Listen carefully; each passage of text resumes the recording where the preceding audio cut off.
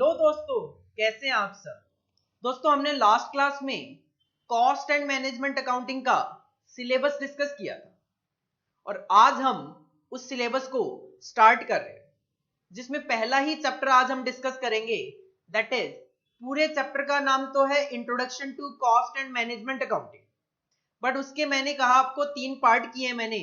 Introduction to cost accounting, introduction to management accounting and classification of cost. तो जो chapter number 1 था उसके मैंने 3 पार्ट करे हुए हैं। Introduction to cost accounting, introduction to management accounting and classification of cost, जिसमें से आज हम पहला जो पार्ट है इंट्रोडक्शन टू कॉस्ट अकाउंटिंग वो स्टार्ट करें।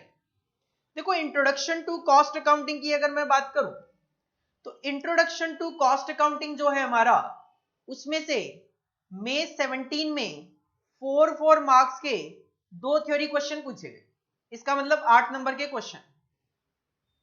नवंबर 17 में 4 नंबर का क्वेश्चन पूछा गया, मई 18 में नहीं पूछा गया और नवंबर 18 में 5 मार्क्स का क्वेश्चन पूछा गया। तो इसका मतलब हम कह सकते हैं कि इस चैप्टर में 4 to 8 मार्क्स के क्वेश्चन नॉर्मली पूछे जाते हैं, क्योंकि यहाँ पे 8 मार्क्स का क्वेश्चन पूछा गया और मिनिमम अगर मैं बात करूं 4 नंबर का। हाँ, ऐसा जरूरी नहीं है कि हर बार क्वेश्चन आएगा ही, हो सकता है क्वेश्चन ना भी आए, बट आएगा तो 4 to 8 मार्क्स तक के क्वेश्चन हम इस पार्ट में से एक्सपेक्ट करते हुए चल सकते हैं। देखो, चैप्टर का नाम है इंट्रोडक्शन टू कॉस्ट अकाउंटिंग, तो सबसे पहले माइंड में यही आता है कि सर कॉस्ट अकाउंटिंग क्या है।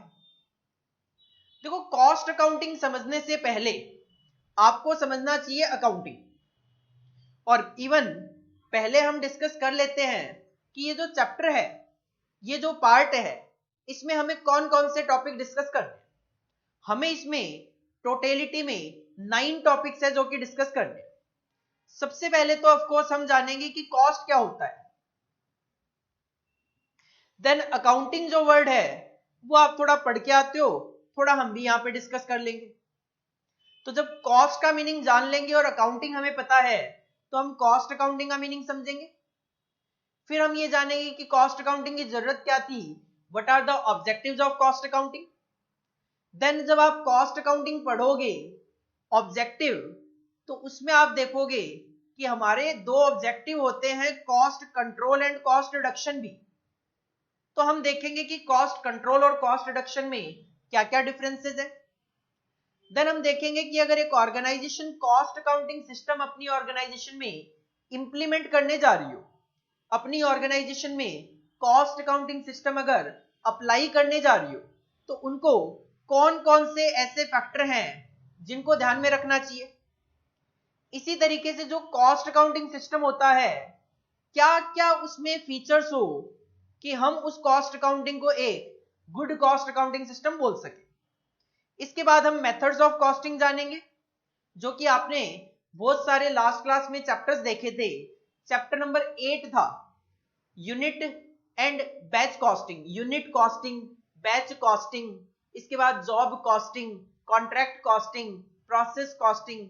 These are nothing, these all are the methods of costing. इसके बाद हम एक वर्ड समझेंगे, टॉपिक समझेंगे कि रिस्पॉन्सिबिलिटी सेंटर्स क्या होते हैं, और फाइनली हम इस यूनिट में देखेंगे कॉस्ट यूनिट क्या होती है।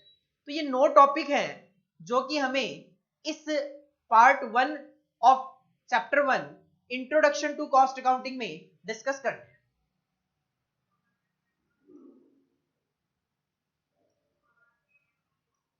तो सबसे पहले देखो, इश्यू ये आता है व्हाट इज कॉस्ट। लेकिन व्हाट इज कॉस्ट से पहले मैं ये जानना चाहूंगा आपसे व्हाट इज अकाउंटिंग। देखो, एक छोटा सा कॉन्सेप्ट है अकाउंटिंग का जो आप पढ़ के आते हो। सर हम क्या पढ़ के आते हैं, हम तो कुछ भी नहीं पढ़ के आते, बट आप पढ़ के तो आते हो फाउंडेशन लेवल पे कि जो अकाउंटिंग होती है, जो अकाउंटिंग होती है उसकी मेनली 3 ब्रांचेस होती है। One is financial accounting, one is cost accounting and one is management accounting. पढ़ के आते हो कि नहीं पढ़ के आते? बिल्कुल पढ़ के आते हैं। अकाउंटिंग की 3 branches, financial accounting, cost accounting और मैनेजमेंट अकाउंटिंग। हाँ जी, फाइनेंशियल अकाउंटिंग क्यों मेंटेन किया जाता है? देखो सिंपल सी बात है, फाइनेंशियल अकाउंटिंग को मेंटेन करने का मेन पर्पस है to find out the profit और लॉस ऑफ एन ऑर्गेनाइजेशन। अगर आप एक ऑर्गेनाइजेशन का प्रॉफिट और लॉस जानना चाहते हो, आप फाइनेंशियल अकाउंटिंग मेंटेन कर लो, प्रॉफिट एंड लॉस बना लो, आपको एक ऑर्गेनाइजेशन का प्रॉफिट एंड लॉस पता चल जाएगा। लेकिन कॉस्ट अकाउंटिंग की स्पेशलिटी क्या है? टू फाइंड आउट द, एक तो कॉस्ट एंड प्रॉफिट, लेकिन इसकी स्पेशलिटी है कि ये आपको ऑर्गेनाइजेशन का कॉस्ट और प्रॉफिट नहीं, ये आपको प्रोडक्ट और सर्विस का कॉस्ट एंड प्रॉफिट बताता है।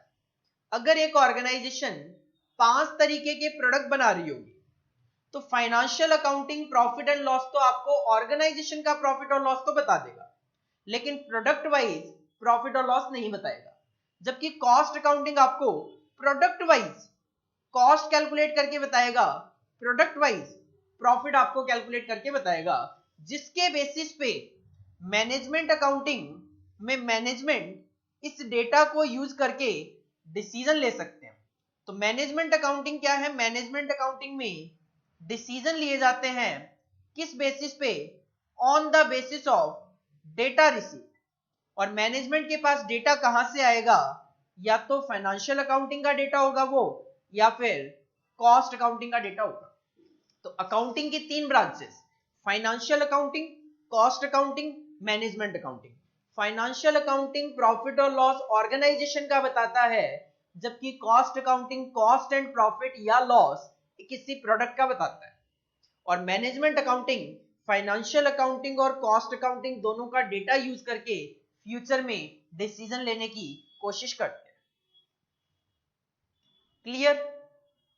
इसके बाद इश्यू ये आता है, सर हम तो पढ़ रहे हैं कॉस्ट अकाउंटिंग, तो सबसे पहले माइंड में आता है व्हाट इज कॉस्ट। कॉस्ट का मतलब क्या है? देखो कॉस्ट का अगर मैं बात करूं, सिंपल सा मतलब है खर्चे। कॉस्ट का सिंपल सा मतलब है खर्चे। खर्चे मतलब एक्सपेंसेस। तो कॉस्ट का मतलब तो होता है एक्सपेंसेस इनकर्ड। लेकिन हम अगर बिजनेस के पॉइंट ऑफ व्यू से बात करें, तो या तो एक बिजनेस प्रोडक्ट बनाता है, या फिर एक बिजनेस सर्विस प्रोवाइड करता है। ये जो पेन है मेरे हाथ में, इसको बनाने वाली कंपनी मैन्युफैक्चरिंग कर रही है, प्रोडक्ट बना रही है, लेकिन मैं जो आपको यहां पे टीचिंग दे रहा हूं दैट इज द सर्विस। तो प्रोडक्ट भी यहां पे कवर्ड है, सर्विस भी यहां पे कवर्ड है। तो इसका मतलब खर्चे जो इनकर्ड होंगे प्रोडक्ट को बनाने में या उसको कस्टमर तक पहुंचाने में, मतलब मैन्युफैक्चरिंग द प्रोडक्ट या फिर डिस्ट्रीब्यूशन ऑफ प्रोडक्ट, या फिर अगर मैं सर्विस प्रोवाइडर हूं तो जो मेरे खर्चे होंगे सर्विस को प्रोवाइड करने में, वो क्या है? कॉस्ट है। तो कॉस्ट की एक सिंपल सी डेफिनेशन क्या बनती है? What is cost? What is the meaning of cost? Cost का मतलब है एक्सपेंसेस इनकर्ड ऑन किस पे? या तो मैन्युफैक्चरिंग द प्रोडक्ट, या डिस्ट्रीब्यूशन ऑफ प्रोडक्ट, या फिर प्रोवाइडिंग द सर्विस। तो कॉस्ट का सिंपल सा अपने को मतलब क्या ध्यान में रखना है? Expenses incurred on manufacturing the product, distribution of product, और on providing the services. These expenses are known as cost. हम अगर बात करें अकाउंटिंग की, देखो अकाउंटिंग की जब बात आती है तो आप कहते हो sir recording, classification, summarisation of expenses incurred, this is the accounting. हम जो भी ट्रांजैक्शंस करते हैं, अगर उसकी रिकॉर्डिंग कर ली जाए, उसका क्लासिफिकेशन कर लिया जाए, उसको समराइज करके बैलेंस शीट वगैरह बना ली जाए, दैट इज द अकाउंटिंग। आज तक जो आप अकाउंटिंग पढ़ते थे वो थी फाइनेंशियल अकाउंटिंग। तो सर कॉस्ट अकाउंटिंग क्या होता है? कॉस्ट का मतलब अभी अभी मैंने आपके सामने रखा, और अकाउंटिंग का मतलब भी मैंने अभी अभी आपके सामने रखा। तो अगर इन दोनों को मर्ज कर दिया जाए तो डेफिनेशन क्या बनती है? Recording, classification and summarisation, this is the meaning of accounting. Recording, classification and summarisation. किसकी अकाउंटिंग? कॉस्ट की। कॉस्ट क्या है? Of expenses incurred on manufacturing the product, distribution of product, service providing this system of accounting is known as cost accounting. तो accounting और cost का meaning merge कर दोगे तो कॉस्ट अकाउंटिंग का मीनिंग हमारे सामने आ जाएगा नेक्स्ट स्लाइड में। What is the cost accounting, meaning of cost accounting? देखो, recording, classification and summarization of expenses incurred on manufacturing the product or on distribution of product or on providing the services. This system of accounting is known as cost accounting. तो accounting का meaning ध्यान रखो, cost का meaning ध्यान रखो, दोनों को मर्ज करोगे तो कॉस्ट अकाउंटिंग का मीनिंग बन जाएगा। पहला टॉपिक था हमारा व्हाट इज कॉस्ट। कॉस्ट क्या है सर? कॉस्ट सिंपल है बेटा, expenses incurred on manufacturing the product or distribution of product or on providing the services. This is known as cost. Accounting क्या है सर? Recording, classification, summarization. तो sir cost accounting क्या है? Recording, classification and summarization of cost. मतलब expenses incurred on manufacturing the product, distribution of product, providing the services. This system of accounting is known as cost accounting. Sir financial accounting पहले से ही था, तो फिर cost accounting की जरूरत क्या पड़ी? देखो, फाइनेंशियल अकाउंटिंग पहले से था, फिर भी कॉस्ट अकाउंटिंग की क्यों जरूरत पड़ी? वही कॉस्ट अकाउंटिंग के ऑब्जेक्टिव्स भी होंगे। देखो, पहला पॉइंट अगर मैं कहूं, एक कंपनी जो 4 तरीके के प्रोडक्ट बनाती है, एक कंपनी जो 4 तरीके के प्रोडक्ट बनाती है, ए बी सी और डी। अब ये जो 4 तरीके के प्रोडक्ट बनाती है कंपनी, अब जब तक मुझे हर एक प्रोडक्ट की कॉस्ट अलग अलग ना पता चले, तब तक मैं मार्केट में सेलिंग प्राइस कैसे सेट कर सकता हूं? जब तक मुझे प्रोडक्ट ए की कॉस्ट, प्रोडक्ट बी की कॉस्ट, सी की कॉस्ट, डी की कॉस्ट अलग अलग ना पता चले, तब तक मैं मार्केट में सेलिंग प्राइस कैसे डिसाइड कर पाऊंगा? जो फाइनेंशियल अकाउंटिंग है वो तो प्रॉफिट और लॉस ऑफ एन ऑर्गेनाइजेशन बताएगा, प्रोडक्ट वाइज कुछ नहीं बताएगा। जबकि कॉस्ट अकाउंटिंग की स्पेशलिटी क्या है? ये आपको कॉस्ट भी प्रोडक्ट वाइज बताएगा। तो पहला ऑब्जेक्टिव कॉस्ट की कैलकुलेशन, दूसरा प्रॉफिट भी प्रोडक्ट वाइज बताएगा, ascertainment of profit of each activity. और जब आपका पास कॉस्ट होगी, आप उसमें अपना प्रॉफिट मार्जिन ऐड करके मार्केट में सेलिंग प्राइस भी डिसाइड कर सकते हो प्रोडक्ट वाइज। जब तक आपको कॉस्ट पता नहीं होगी, कॉस्ट कंट्रोल कैसे करोगे? कॉस्ट को रिड्यूस करने की कैसे कोशिश करोगे? और अभी अभी हमने कहा मैनेजमेंट अकाउंटिंग जो है वो डिसीजन लेगा, और डिसीजन के लिए उसको डेटा चाहिए फाइनेंशियल अकाउंटिंग के साथ साथ कॉस्ट अकाउंटिंग का भी। तो जब कॉस्ट अकाउंटिंग नहीं होगा तो मैनेजमेंट डिसीजन कैसे लेगा? तो सिंपल से 5 ऑब्जेक्टिव क्या है कॉस्ट अकाउंटिंग के? कॉस्ट की कैलकुलेशन करना प्रोडक्ट वाइज, प्रॉफिट की कैलकुलेशन करना product wise, selling price decide करना प्रोडक्ट वाइज, मैनेजमेंट को असिस्ट करना फॉर डिसीजन मेकिंग, कॉस्ट को कंट्रोल करना और कॉस्ट को रिड्यूस करना।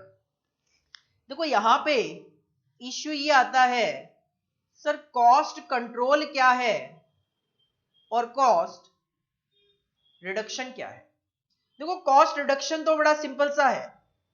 अगर आपकी किसी प्रोडक्ट की कॉस्ट 10 रुपए आ रही है, उसको आप 9.5 करना चाह रहे हो या 9 रुपए तक लेकर जाना चाह रहे हो, this is the cost reduction. लेकिन कॉस्ट कंट्रोल का मतलब है कि जो मार्केट में एग्जिस्टिंग कंडीशन है उसके अकॉर्डिंगली जो हम काम कर रहे हैं और पास्ट में जो हमारी कॉस्ट आई है उस कॉस्ट को मेंटेन करना, उसको इंक्रीज ना होने देना, that is the cost control. Cost control का मतलब है कॉस्ट को एक स्टैंडर्ड के लेवल पे मेंटेन करना। जैसे आप देखोगे हमारा एक चैप्टर नंबर 13 होगा स्टैंडर्ड कॉस्टिंग। स्टैंडर्ड कॉस्टिंग के चैप्टर में पहले ऑर्गेनाइजेशन स्टैंडर्ड सेट कर लेती है कि प्रोडक्ट की एक यूनिट को बनाने के लिए 10 रुपए की कॉस्ट आएगी, 10 रुपए की कॉस्ट आनी चाहिए। तो अब जो मैनेजमेंट है वो अपनी कॉस्ट को, मैनेजमेंट का मतलब प्रोडक्शन मैनेजर जो है, परचेज मैनेजर जो है, ये मिलके प्रोडक्ट की कॉस्ट को 10 रुपए तक मेंटेन करने की कोशिश करते हैं, उसको 10 रुपए से ऊपर नहीं जाने देते। मतलब कोशिश करते हैं कि ऊपर ना जाए, चली जाए तो वो अलग बात है, बट ऊपर ना जाए ऐसी कोशिश की जाती है, उसको बोला जाता है कॉस्ट कंट्रोल करना। तो कॉस्ट कंट्रोल और कॉस्ट रिडक्शन में मेजर जो डिफरेंस है वो यही है, कॉस्ट कंट्रोल में कॉस्ट को मेंटेन करने की कोशिश की जाती है जो स्टैंडर्ड सेट किए जाते हैं उन तक, जबकि कॉस्ट रिडक्शन जो है, कॉस्ट रिडक्शन में जो कॉस्ट इनकर हो रही है उसको कम करने की कोशिश की जाती है। तो हमारे एग्जाम में एक क्वेश्चन जो कि काफी फेमस है, what is the difference between cost control and cost reduction. तो देखो नेक्स्ट स्लाइड में क्वेश्चन है cost control versus cost reduction पे। क्वेश्चन पूछा जाता है हमारे एग्जाम में normally, distinguish between cost reduction and cost control. और ये पहले भी 1 2 3 4 बार क्वेश्चन ऑलरेडी पूछा जा चुका है, 5th टाइम भी पूछा जा सकता है। अगर क्वेश्चन पूछा जाएगा तो मेरे अकॉर्डिंगली इसकी वेटेज 5 मार्क्स की होगी, और अगर 5 मार्क्स की किसी भी क्वेश्चन की थ्योरेटिकल में वेटेज हो, 5 मार्क्स के लिए 5 पॉइंट हमें वहां पे लिखने पड़े। तो देखो जी इसके 5 पॉइंट क्या बनते हैं। पहला पॉइंट जो है कॉस्ट कंट्रोल और कॉस्ट रिडक्शन, दोनों में क्या डिफरेंसेस है। पहला पॉइंट वही है जो मैंने अभी अभी आपको बताया मीनिंग को लेकर। कॉस्ट कंट्रोल जो है उसका टारगेट है कॉस्ट को मेंटेन करना। कहां तक मेंटेन करना, जो स्टैंडर्ड होंगे वहां तक मेंटेन करना। तो कॉस्ट कंट्रोल का टारगेट क्या है, एम क्या है, at maintaining the cost as per establish standard. अगर स्टैंडर्ड सेट हो गया कि भाई 10 रुपए इस यूनिट की कॉस्ट आनी चाहिए, तो 10 रुपए तक उस कॉस्ट को मेंटेन करना, this is the cost control. जबकि कॉस्ट रिडक्शन का मतलब है अगर 10 रुपए कॉस्ट आ रही है प्रेजेंट में, तो उसको फ्यूचर में कम करने की कोशिश करना। तो cost reduction is concern with reducing the cost. तो पहला डिफरेंस, कॉस्ट कंट्रोल में कॉस्ट को स्टैंडर्ड तक मेंटेन करने की कोशिश की जाती है, कॉस्ट रिडक्शन में कॉस्ट को रिड्यूस करने की कोशिश की जाती है। सर दूसरा डिफरेंस ये कि कॉस्ट कंट्रोल करते वक्त पास्ट में क्या कॉस्ट आई उसके बेसिस पे स्टैंडर्ड बनाया जाता है, और प्रेजेंट में मार्केट में क्या कंडीशन चल रही है उनको ध्यान में रख के स्टैंडर्ड बनाया जाता है। तो पास्ट और प्रेजेंट को ध्यान में रखा जाता है, जबकि कॉस्ट रिडक्शन में पास्ट को ध्यान में नहीं रखा जाता। इट एम्फेसाइजेस ऑन, ये प्रेजेंट को ध्यान में रखता है कि अभी क्या कंडीशन चल रही है और फ्यूचर में क्या कंडीशंस होने के चांसेस है, क्या मैनेजर्स परफॉर्मेंस दे सकते हैं, विदाउट कंसीडरिंग द पास्ट को ये कंसीडर करके नहीं चलते। पास्ट में क्या हुआ कहते हैं भूल जाओ, प्रेजेंट में क्या परफॉर्मेंस चल रही है और फ्यूचर में किस तरीके से परफॉर्मेंस देके हम अपनी कॉस्ट को कम कर सकते हैं। दूसरा पॉइंट, कॉस्ट कंट्रोल पास्ट और प्रेजेंट को ध्यान में रख के चलता है, जबकि कॉस्ट रिडक्शन प्रेजेंट और फ्यूचर को माइंड में लेके चलता है। तीसरा पॉइंट, जो कॉस्ट कंट्रोल है वो करते वक्त और स्टैंडर्ड बनाते वक्त मार्केट में क्या एग्जिस्टिंग कंडीशन चल रही है उनको ध्यान में रखा जाता है। क्या मार्केट में रिसेशन चल रहा है, मतलब प्रोडक्ट की डिमांड नहीं है, क्या मार्केट में इन्फ्लेशन चल रहा है, प्रोडक्ट की डिमांड बहुत ज्यादा है, क्या कंडीशन है मार्केट की, उसके अकॉर्डिंगली स्टैंडर्ड सेट किए जाते हैं और कॉस्ट को कंट्रोल करने की कोशिश की जाती है। क्योंकि अगर मार्केट में इन्फ्लेशन चल रहा होगा तो सिंपल सी बात है, मुझे भी बाहर से मटेरियल, लेबर, सारी चीजें महंगी मिलेगी, तो मुझे अपना स्टैंडर्ड थोड़ा सा हाई कॉस्ट का लेके चलना चाहिए। यही रिसेशन चल रहा है तो ठीक है, मैं भी प्रोडक्ट कम बनाऊंगा, बाहर से मटेरियल भी कम परचेज करूंगा, बट रिसेशन चल रहा है तो शायद मटेरियल मुझे सस्ता मिल जाए, अकॉर्डिंगली मुझे स्टैंडर्ड कॉस्ट थोड़ा लो कॉस्ट लेवल पे रखनी चाहिए। तो थर्ड पॉइंट कहता है cost control seeks to attain lowest possible cost under existing condition. जो मार्केट में एग्जिस्टिंग कंडीशंस हैं उनको ध्यान में रखते हुए लोएस्ट कॉस्ट मेंटेन करने की कोशिश की जाती है, जबकि कॉस्ट रिडक्शन जो है उसका मेंटेन करना तो टारगेट ही नहीं है, उसका तो फ्यूचर में जो होगा उसके अकॉर्डिंगली हम अपनी कॉस्ट को कम करने की कोशिश करेंगे। इसका मतलब कॉस्ट रिडक्शन को एग्जिस्टिंग मार्केट में क्या कंडीशन चल रही है उससे कोई मतलब नहीं होगा। तो cost reduction recognises no condition as permanent. ये किसी भी कंडीशन को परमानेंट नहीं मान के चलता। ये कहते हैं हमें तो फ्यूचर में कॉस्ट को कम करना है, और कोई भी कंडीशन परमानेंट नहीं होती। जो आज मार्केट चल रहा है वो फ्यूचर में चेंज होगा और हम अपनी कॉस्ट को कम कर पाएंगे। Since A change will result in lower cost, कुछ ना कुछ ऐसा चेंज हम करेंगे जिससे कि हम अपनी कॉस्ट को कम कर सकें। लाइक नई तरीके की मशीनरी यूज करना। अभी मान लो आप एक पुरानी मशीन यूज कर रहे हो जिसपे एक महीने में 10,000 यूनिट ही बना पाते हो, लेकिन एक मार्केट में नई टेक्नोलॉजी की मशीन आ रही है जिसमें 50,000 यूनिट तक बन सकती है। तो इकोनॉमीज ऑफ स्केल का बेनिफिट उठाकर शायद आप अपनी कॉस्ट को कम कर सको। चौथा पॉइंट, कॉस्ट कंट्रोल जो है वो खत्म हो जाता है कब? जब टारगेट अचीव हो जाते हैं। इसमें एक टारगेट था कि भाई 10 रुपए तक अपनी कॉस्ट को मेंटेन करना है, 10 रुपए तक मेंटेन कर लिया, कॉस्ट कंट्रोल खत्म, टारगेट अचीव हो गया।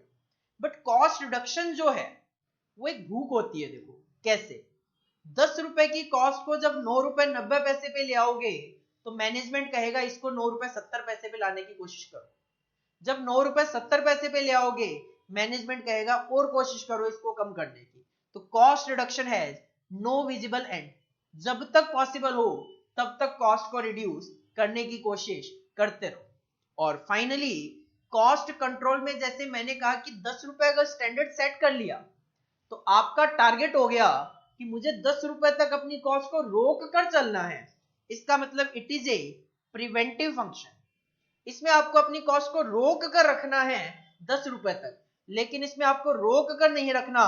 अगर आपकी प्रेजेंट में 10 रुपए कॉस्ट आ रही है तो फ्यूचर में उसको करेक्ट करने की कोशिश करनी है कि अगर हमारे मटेरियल के स्क्रैप ज्यादा हो रहे हो लेबर ज्यादा फालतू टाइम लगा रही हो, तो क्यों ना उन स्क्रैप्स को कम करके कॉस्ट को कम किया जाए। तो करेक्ट करने की कोशिश की जाती है।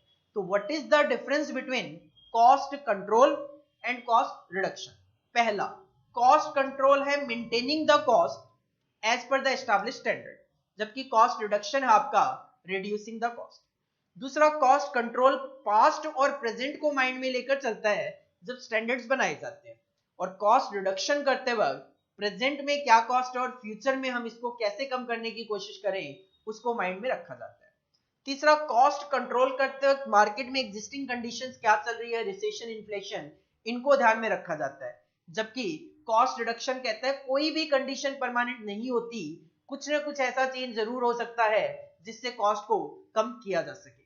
चौथा पॉइंट, कॉस्ट कंट्रोल तब फिनिश हो जाता है जब आप अपना स्टैंडर्ड अचीव कर लेते हो। कॉस्ट रिडक्शन है नो विजिबल एंड, भूख है, आगे से आगे आप अपनी कॉस्ट को कम करने की कोशिश करोगे।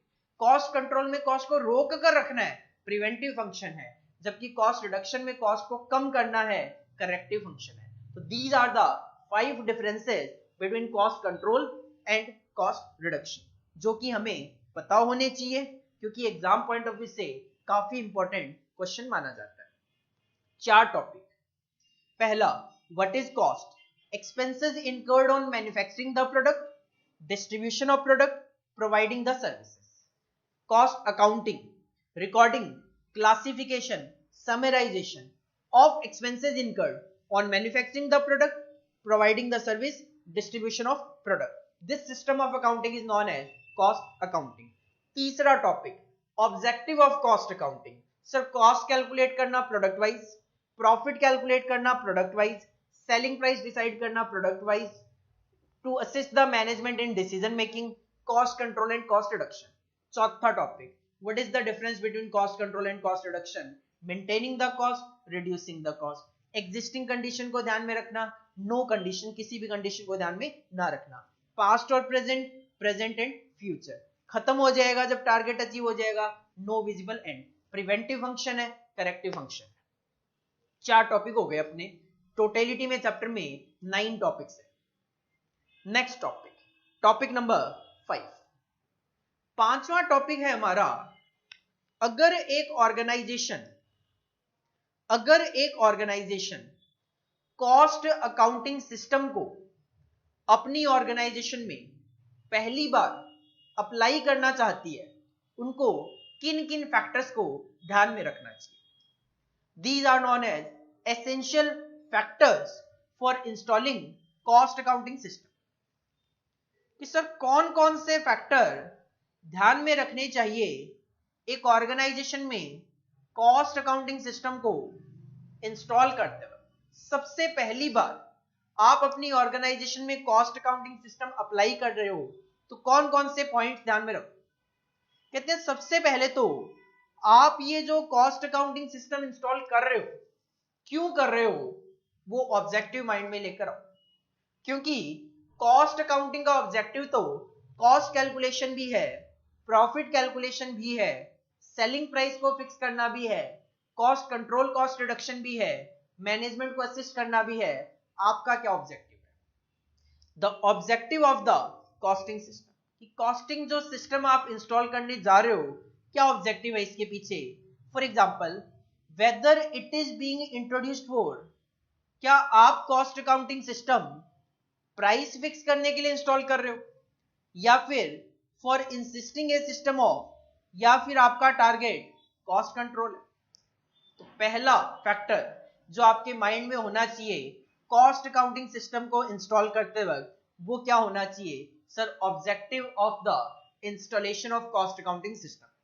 क्या मैं प्राइस फिक्सेशन के लिए अप्लाई करने जा रहा हूं, या फिर कॉस्ट कंट्रोल के लिए, या फिर प्रॉफिट के लिए, या फिर मैनेजमेंट को असिस्ट करने के लिए?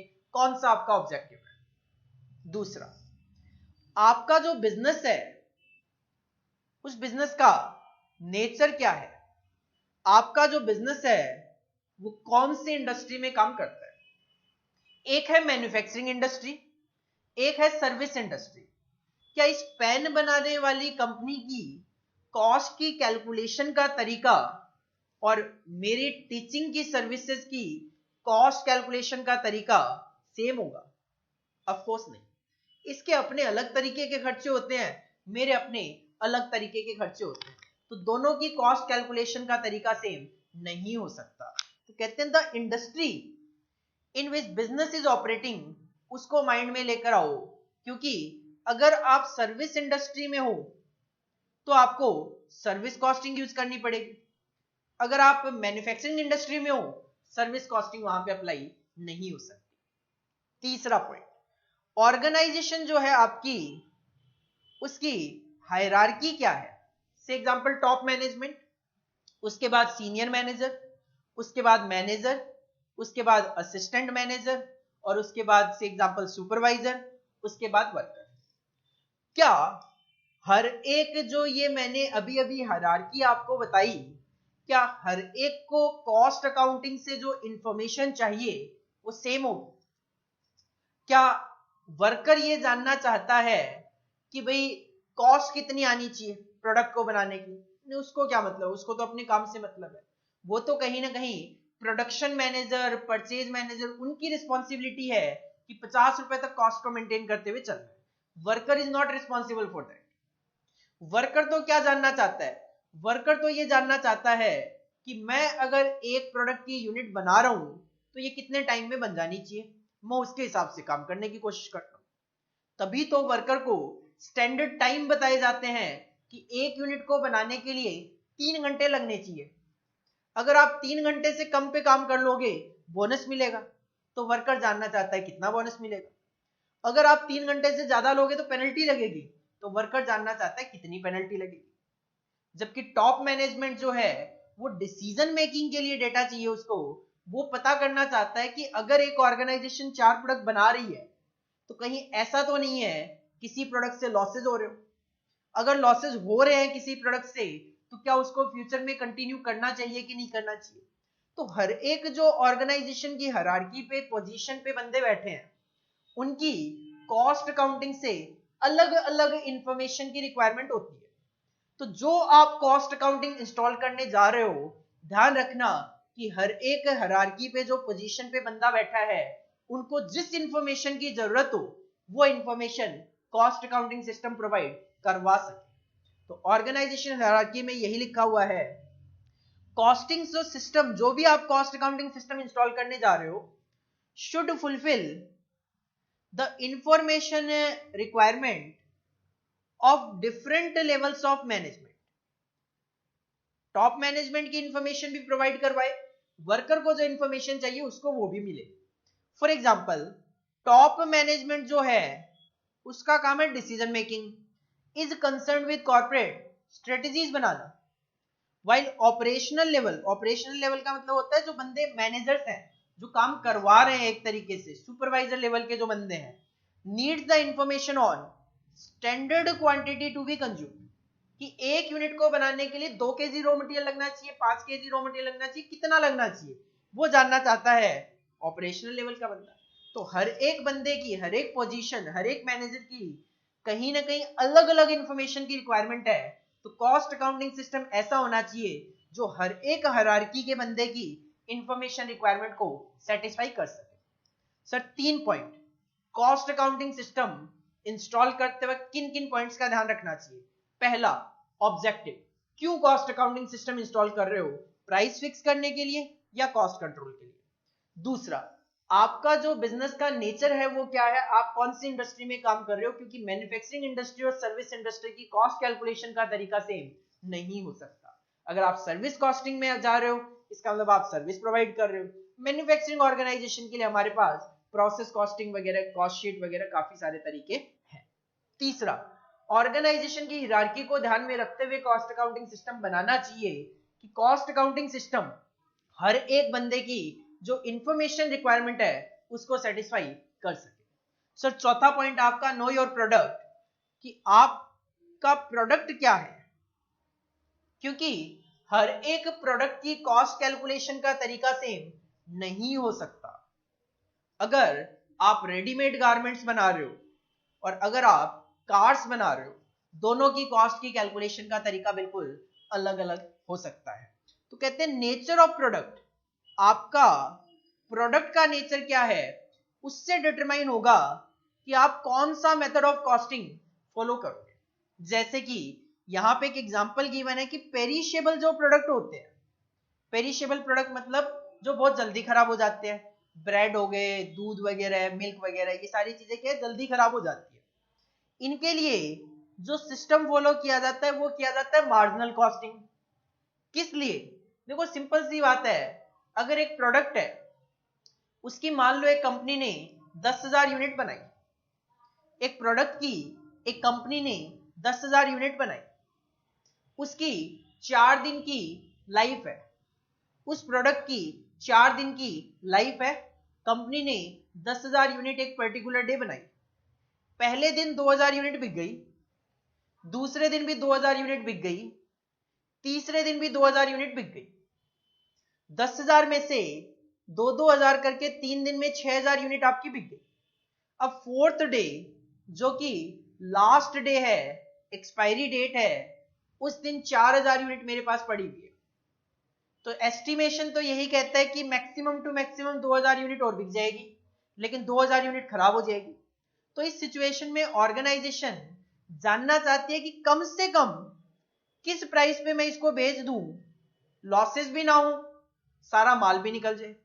तो उसके लिए मार्जिनल कॉस्टिंग है जो कि हमें बताता है किस तरीके से मिनिमम प्राइस कैलकुलेट किया जाता है ताकि हम उस प्राइस पे अपने माल को 4,000 यूनिट जो बची हुई है 4 डे बेचने की कोशिश करें, ताकि हमें भी नुकसान ना हो, कस्टमर को भी माल सस्ता मिल जाए। तो कहते हैं nature of product determine the type of costing to be implemented. For example, in case of a perishable product, marginal costing is used to know the minimum price at which product can be sold. पांचवा point sir, आप जो cost accounting की recording करने वाले हो उस recording को maintain करने का आपका क्या तरीका होगा। आपने लास्ट क्लास में चैप्टर्स के जो नाम लिखे थे, chapter number 7, 7A, 7B, chapter number 7 का नाम लिखा नॉन इंटीग्रेटेड अकाउंट्स और चैप्टर नंबर 7A का नाम लिखा इंटीग्रेटेड अकाउंट्स। एक्चुअल में कॉस्ट अकाउंटिंग में these are the 2 methods of recording. आप जो ट्रांजैक्शन करते हो उसको नॉन इंटीग्रेटेड अकाउंटिंग सिस्टम के अकॉर्डिंगली रिकॉर्ड कर सकते हो, या फिर आप अपने ट्रांजैक्शन को इंटीग्रेटेड अकाउंटिंग सिस्टम के अकॉर्डिंगली मेंटेन कर सकते हो। इंटीग्रेटेड अकाउंटिंग सिस्टम वो सिस्टम होता है जिसमें एक ट्रांजैक्शन की एक ही एंट्री होती है, तो उसमें प्रॉफिट भी एक ही कैलकुलेट होके आता है। लेकिन नॉन इंटीग्रेटेड का तो मतलब ही होता है जो साथ साथ नहीं होते। तो नॉन इंटीग्रेटेड में अगर आप एक ट्रांजैक्शन करते हो तो उसकी एंट्री फाइनेंशियल अकाउंटिंग में अलग होगी और कॉस्ट अकाउंटिंग में अलग होगी।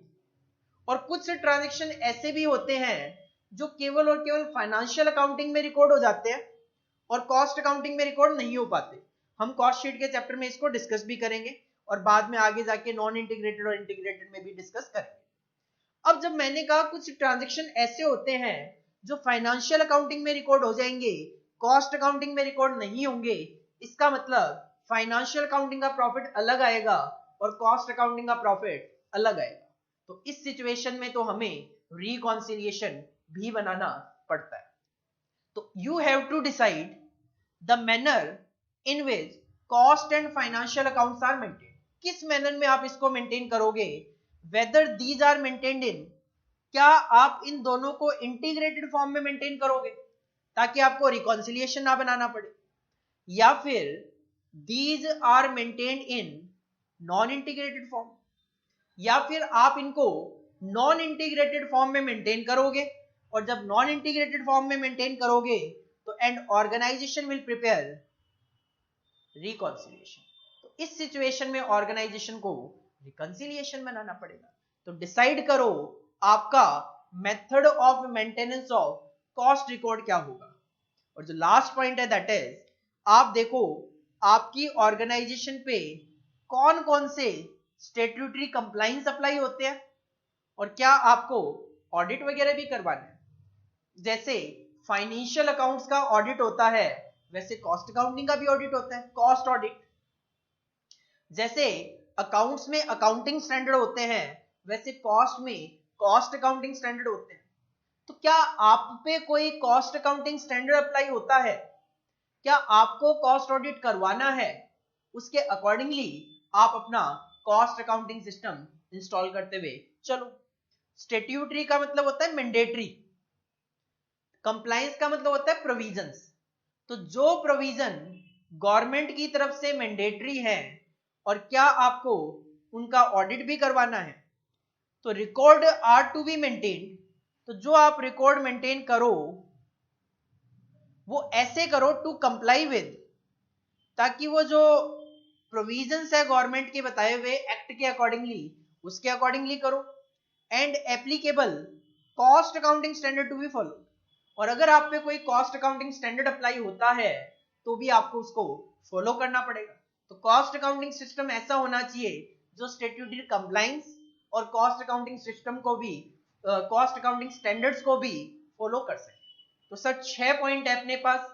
अगर एग्जाम में क्वेश्चन आया अपने को 5 पॉइंट मेंशन करने हैं 5 नंबर के लिए। सर क्या क्या 6 पॉइंट है, कब जब हम कॉस्ट अकाउंटिंग सिस्टम अपनी ऑर्गेनाइजेशन में पहली बार इंस्टॉल कर रहे हैं तो हमें कौन कौन से फैक्टर्स ध्यान में रखने चाहिए। सर पहला ऑब्जेक्टिव ध्यान में रखना है कि हम जो कॉस्ट अकाउंटिंग सिस्टम इंस्टॉल कर रहे हैं उसके पीछे ऑब्जेक्टिव क्या है। दूसरा नेचर ऑफ द बिजनेस और इंडस्ट्री, कि हर एक इंडस्ट्री और बिजनेस का कॉस्ट कैलकुलेशन का तरीका सेम नहीं हो सकता।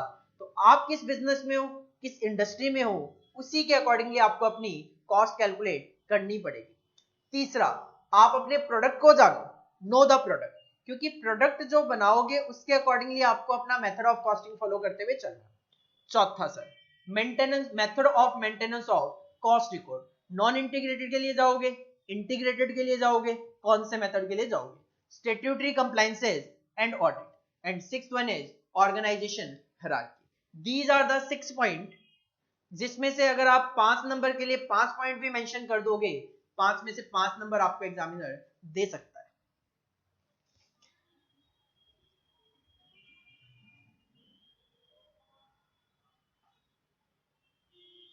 इस पे क्वेश्चन आता है एग्जाम में, right short note on essential factors for installing A cost accounting system, कि सर कॉस्ट अकाउंटिंग सिस्टम को इंस्टॉल करते वक्त कौन कौन से फैक्टर हमें ध्यान में रखने हैं। 2 बार एग्जाम में आ चुका है, नवंबर 10 और मई 17 में, थर्ड टाइम भी पूछा जा सकता है।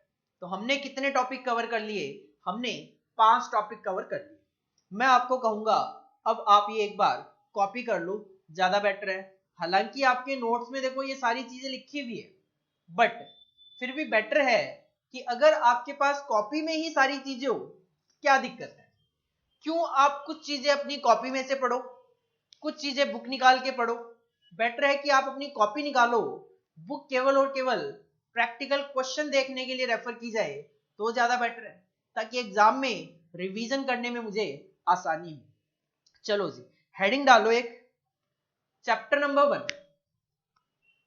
चैप्टर नंबर 1, चैप्टर का नाम है introduction to cost accounting. Chapter number 1, chapter का नाम है इंट्रोडक्शन टू कॉस्ट अकाउंटिंग। सबसे पहले हमें कॉपी क्या करना है, हमें कॉपी करना है ये वाला पार्ट। सबसे पहले आप ये लिख लो कि इस चैप्टर में हम कौन कौन से टॉपिक्स डिस्कस करने वाले हैं। हेडिंग डालो टॉपिक्स, टॉपिक्स, और ये जो 9 टॉपिक्स हैं इनको आप कॉपी करो।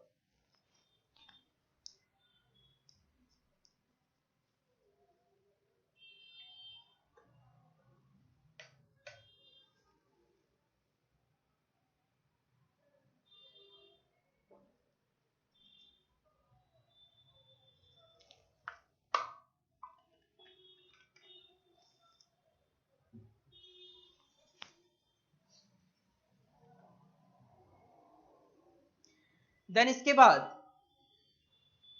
आप हेडिंग डालो अकाउंटिंग, अकाउंटिंग, और उस अकाउंटिंग से 3 एरो निकालो, 1 2 3। अकाउंटिंग हेडिंग डालो, उससे 3 एरो निकालो। फर्स्ट फाइनेंशियल अकाउंटिंग लिखो फर्स्ट एरो पे, सेकंड एरो पे कॉस्ट अकाउंटिंग लिखो, थर्ड एरो पे मैनेजमेंट अकाउंटिंग लिखो।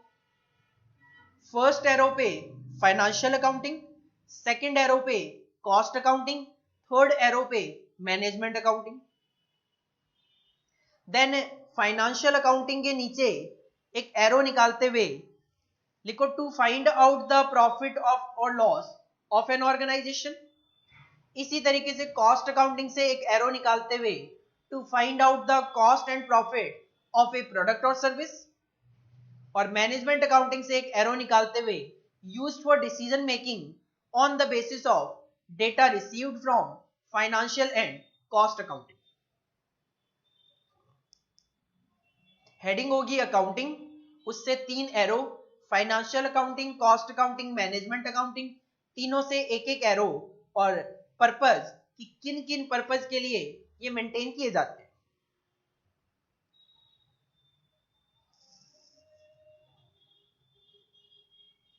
इसके बाद ये स्लाइड कॉपी कर लो एज इट इज, जैसे मैंने बनाई हुई है।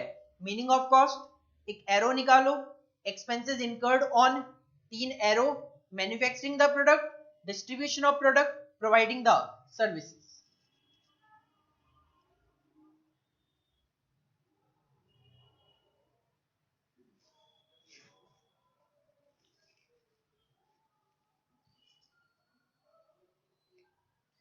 इसके बाद ये स्लाइड भी एज इट इज कॉपी कर लो।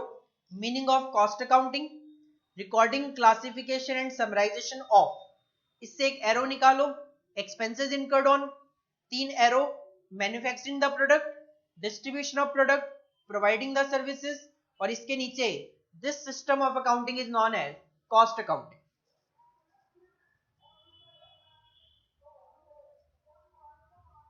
नोट्स जितने अच्छे बना सकते हो उतने अच्छे बना लो, क्योंकि अभी आपको नोट्स बनाने में टाइम लगेगा, बट जितने अच्छे नोट्स होंगे उतना ही जल्दी और इजीली आपको बाद में रिवीजन के टाइम पे मजा आएगा।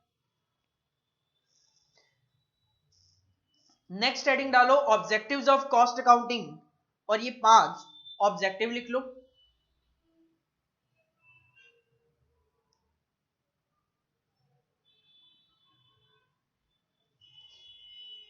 इसके बाद ये क्वेश्चन लिखने की आपको जरूरत नहीं है, आप हेडिंग डालो cost control versus cost reduction, heading डालो cost control versus cost reduction. 3 column बनाओ, पहला कॉलम छोटा होगा जिसमें हमें केवल नंबरिंग लिखनी है, बाकी जो आपके पास स्पेस बच गया उसको आधा आधा कर लो, दूसरे कॉलम में कॉस्ट कंट्रोल लिखो और तीसरे कॉलम में कॉस्ट रिडक्शन, और ये 5 के 5 point as it is copy करो।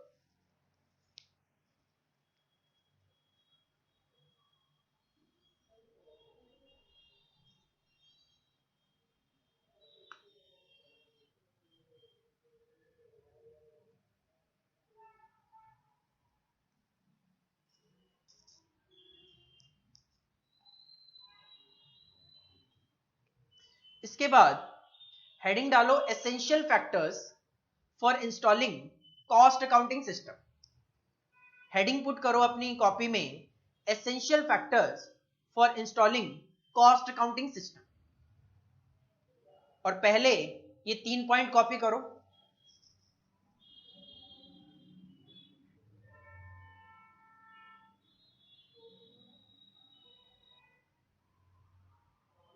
तीन पॉइंट कॉपी करने के बाद ये बैलेंस 3 पॉइंट कॉपी करो।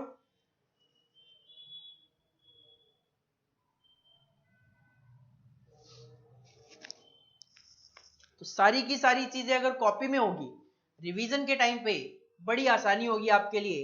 आप कॉपी खोलोगे, chapter number 1 introduction to cost accounting, जो टॉपिक वाली जो स्लाइड है, एक तरीके से टॉपिक वाला जो आपका पेज है वो खोल लो, उस पे टॉपिक वाइज माइंड में सेट करने की कोशिश करो। कॉस्ट क्या होता था, कॉस्ट अकाउंटिंग क्या होता था, ऑब्जेक्टिव क्या होते थे उसके, कॉस्ट कंट्रोल और कॉस्ट रिडक्शन में क्या डिफरेंस है, installation of cost accounting system के टाइम पे क्या चीज ध्यान में रखनी चाहिए।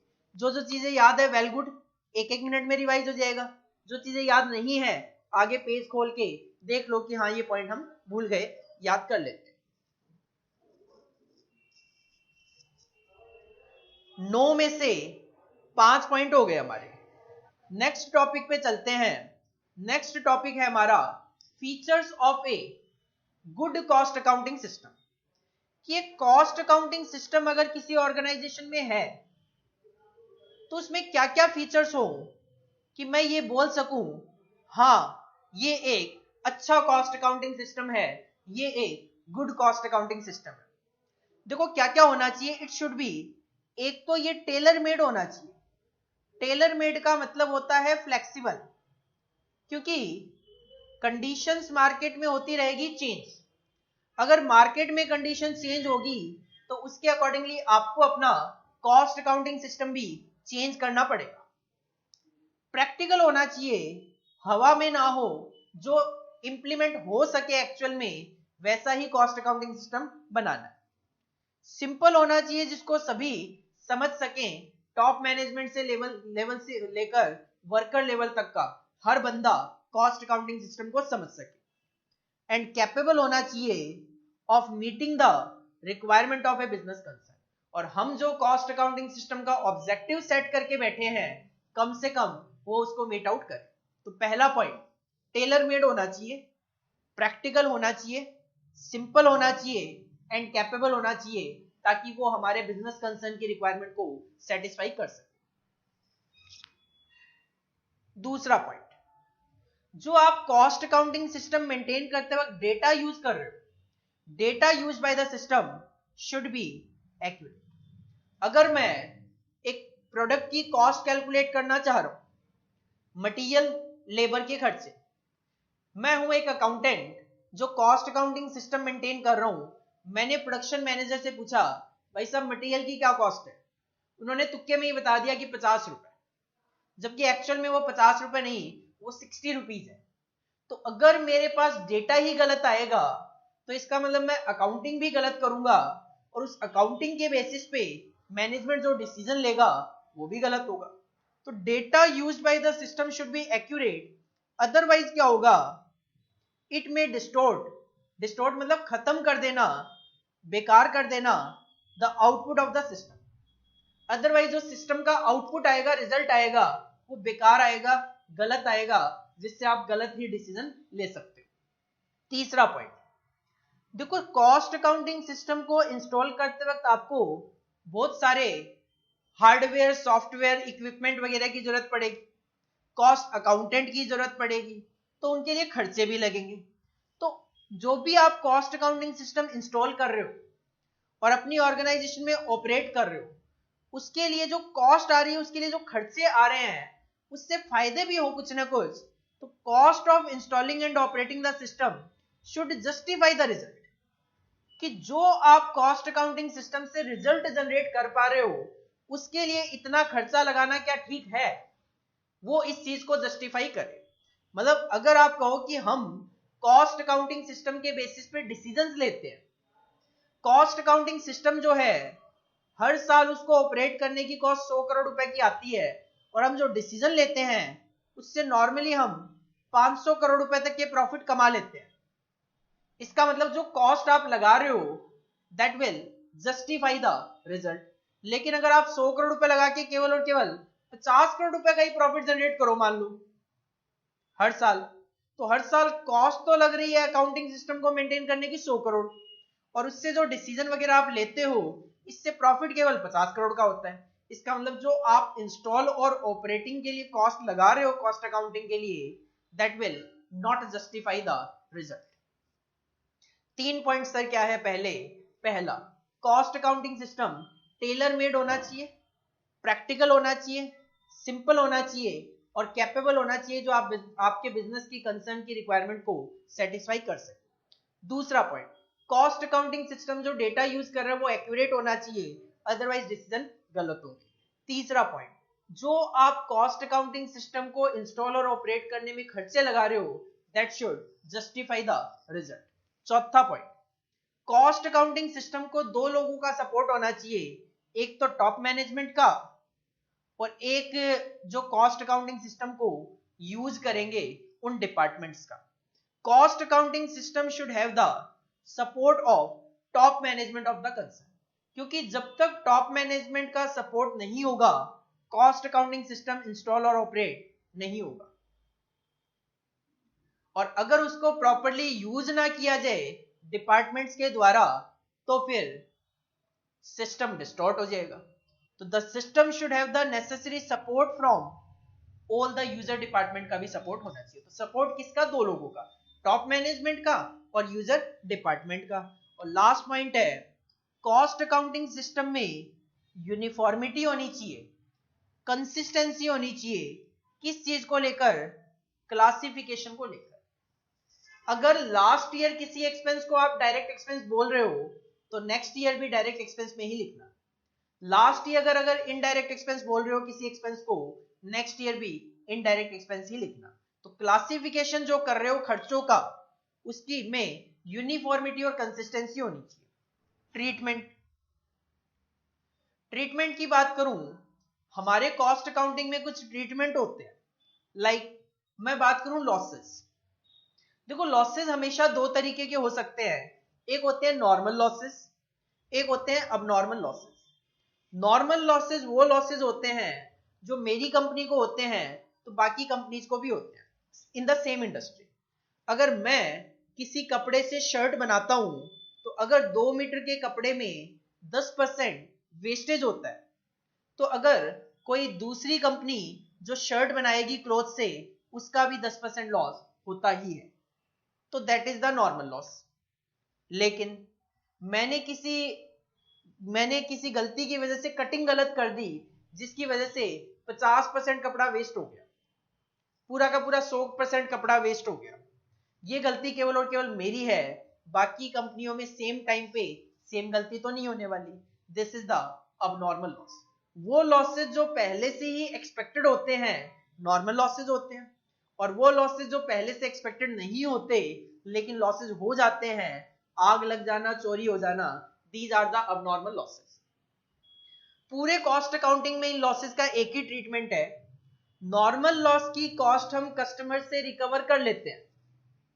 नॉर्मल लॉस जो भी मेरा नुकसान हुआ वो मैं कस्टमर से रिकवर कर लेता हूं प्रोडक्ट की कॉस्ट में ऐड करके। लेकिन अबनॉर्मल लॉसेज जो हैं वो मैं कस्टमर से रिकवर नहीं कर सकता, क्योंकि अगर कस्टमर से रिकवर करूंगा तो मेरी कॉस्ट बढ़ जाएगी, सेलिंग प्राइस बढ़ाना पड़ेगा, अकॉर्डिंगली मेरा प्रोडक्ट मार्केट में नहीं बिकेगा, तो मैं उसको लॉस मान के प्रॉफिट और लॉस में एडजस्ट कर देता हूं। अगर आप एक साल ये ट्रीटमेंट कर रहे हो तो दूसरे साल भी यही ट्रीटमेंट होना चाहिए, तो ट्रीटमेंट में भी कंसिस्टेंसी और यूनिफॉर्मिटी होनी चाहिए, साथ में रिपोर्टिंग में भी कंसिस्टेंसी होनी चाहिए।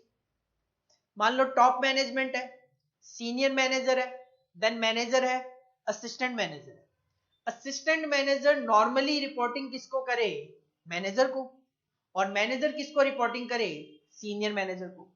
लेकिन ये असिस्टेंट मैनेजर क्या करता है, कभी मैनेजर को रिपोर्टिंग कर देता है, कभी टॉप मैनेजमेंट को, कभी सीनियर मैनेजर को। ऐसा नहीं होना चाहिए, रिपोर्टिंग सिस्टम में भी यूनिफॉर्मिटी होनी चाहिए। कौन सी रिपोर्ट किस मैनेजर को प्रिपेयर करनी है उसमें भी कंसिस्टेंसी होनी चाहिए of cost data and related information. तो यूनिफॉर्मिटी और कंसिस्टेंसी होनी चाहिए क्लासिफिकेशन में, ट्रीटमेंट में और रिपोर्टिंग में। तो 6 पॉइंट है सर, कॉस्ट अकाउंटिंग सिस्टम को गुड कॉस्ट अकाउंटिंग सिस्टम बोल सकते हैं अगर किसी कॉस्ट अकाउंटिंग सिस्टम में ये 6 फीचर्स दिखाई दे।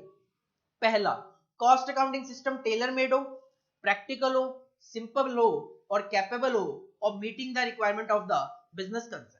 दूसरा, जो कॉस्ट अकाउंटिंग सिस्टम में आप डेटा यूज कर रहे हो वो एक्यूरेट हो। तीसरा, जो कॉस्ट अकाउंटिंग सिस्टम को इंस्टॉल और ऑपरेट करने के खर्चे हैं उससे जो आपको रिजल्ट मिलेगा, बेनिफिट मिलेगा, वो ज्यादा होना चाहिए खर्चों से। चौथा पॉइंट, 2 लोगों का सपोर्ट, टॉप मैनेजमेंट का सपोर्ट और जो डिपार्टमेंट उसको यूज कर रहे हैं उसका सपोर्ट। और लास्ट पॉइंट, यूनिफॉर्मिटी और consistency in classification, treatment and reporting of cost accounting data and related information. 6 point है, 5 नंबर का एग्जाम में क्वेश्चन आने के चांसेस है। अगर आता है आप 5 पॉइंट लिखोगे, आपको 5 में से 5 नंबर मिल सकते हैं। एग्जाम में सर क्वेश्चन किस तरीके से पूछा जाएगा? एग्जाम में क्वेश्चन पूछा जा सकता है essential features of a good cost accounting system. सीधा सीधा क्वेश्चन पूछा जाएगा। एक बार पूछा भी गया है नवंबर 2012 में, आगे भी पूछे जाने के पूरे चांसेस है। हेडिंग डालो अपनी कॉपी में, features of a good cost accounting system. Heading डालो, features of a good cost accounting system. और ये 6 पॉइंट है, इनको कॉपी कर लो आप।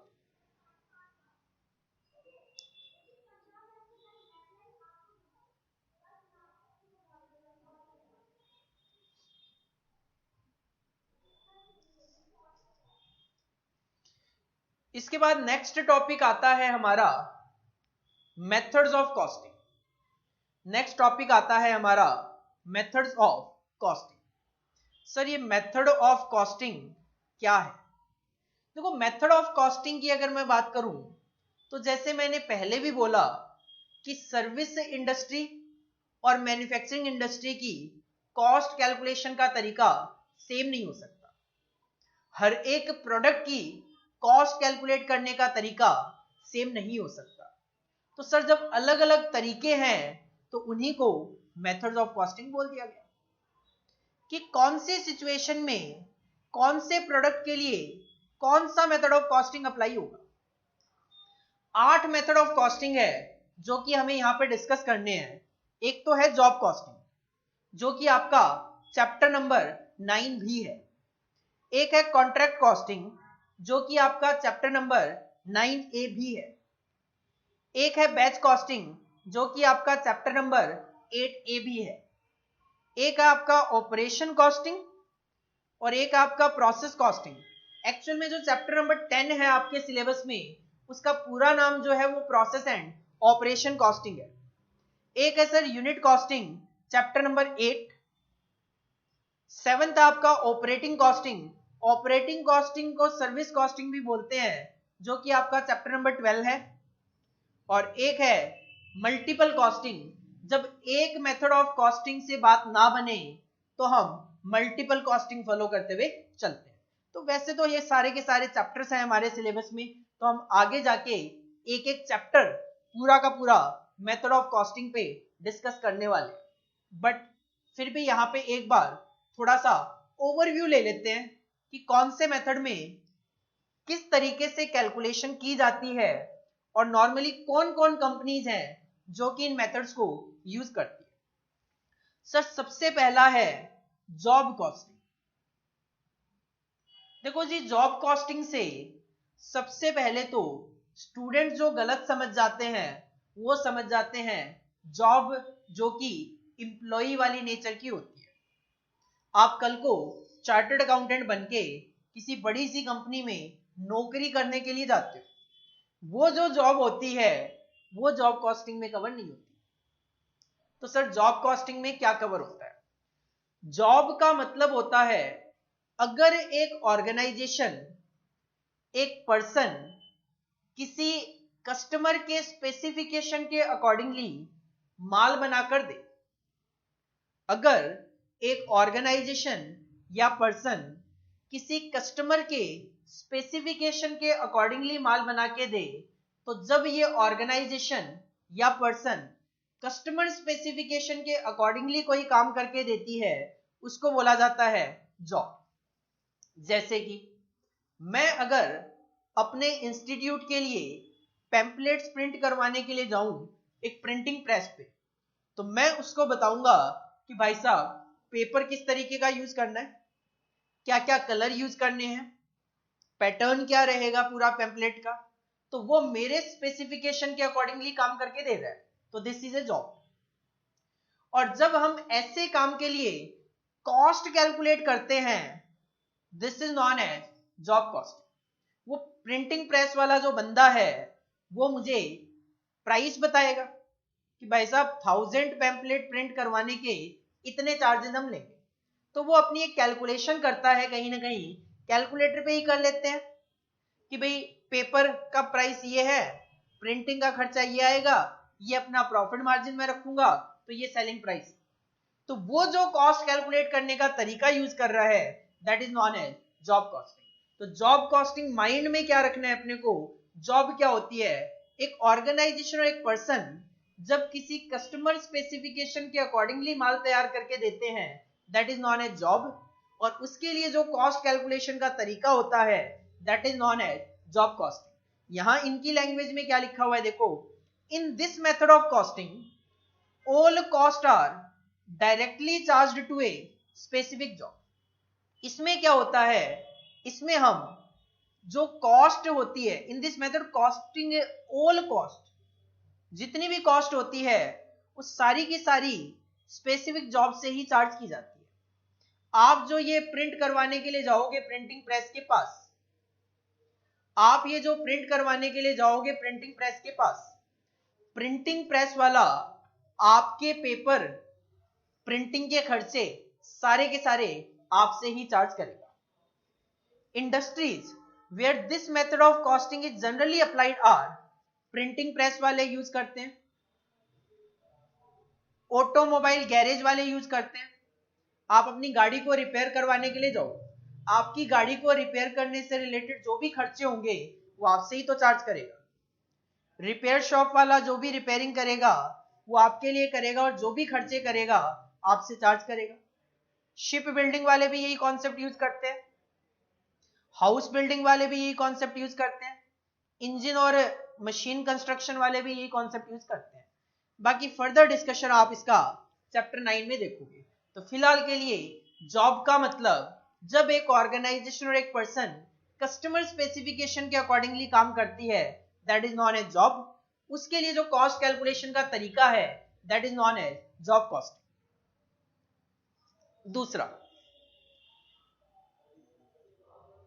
दूसरे पे आने से पहले आप एक बार जॉब कॉस्टिंग कॉपी कर लो।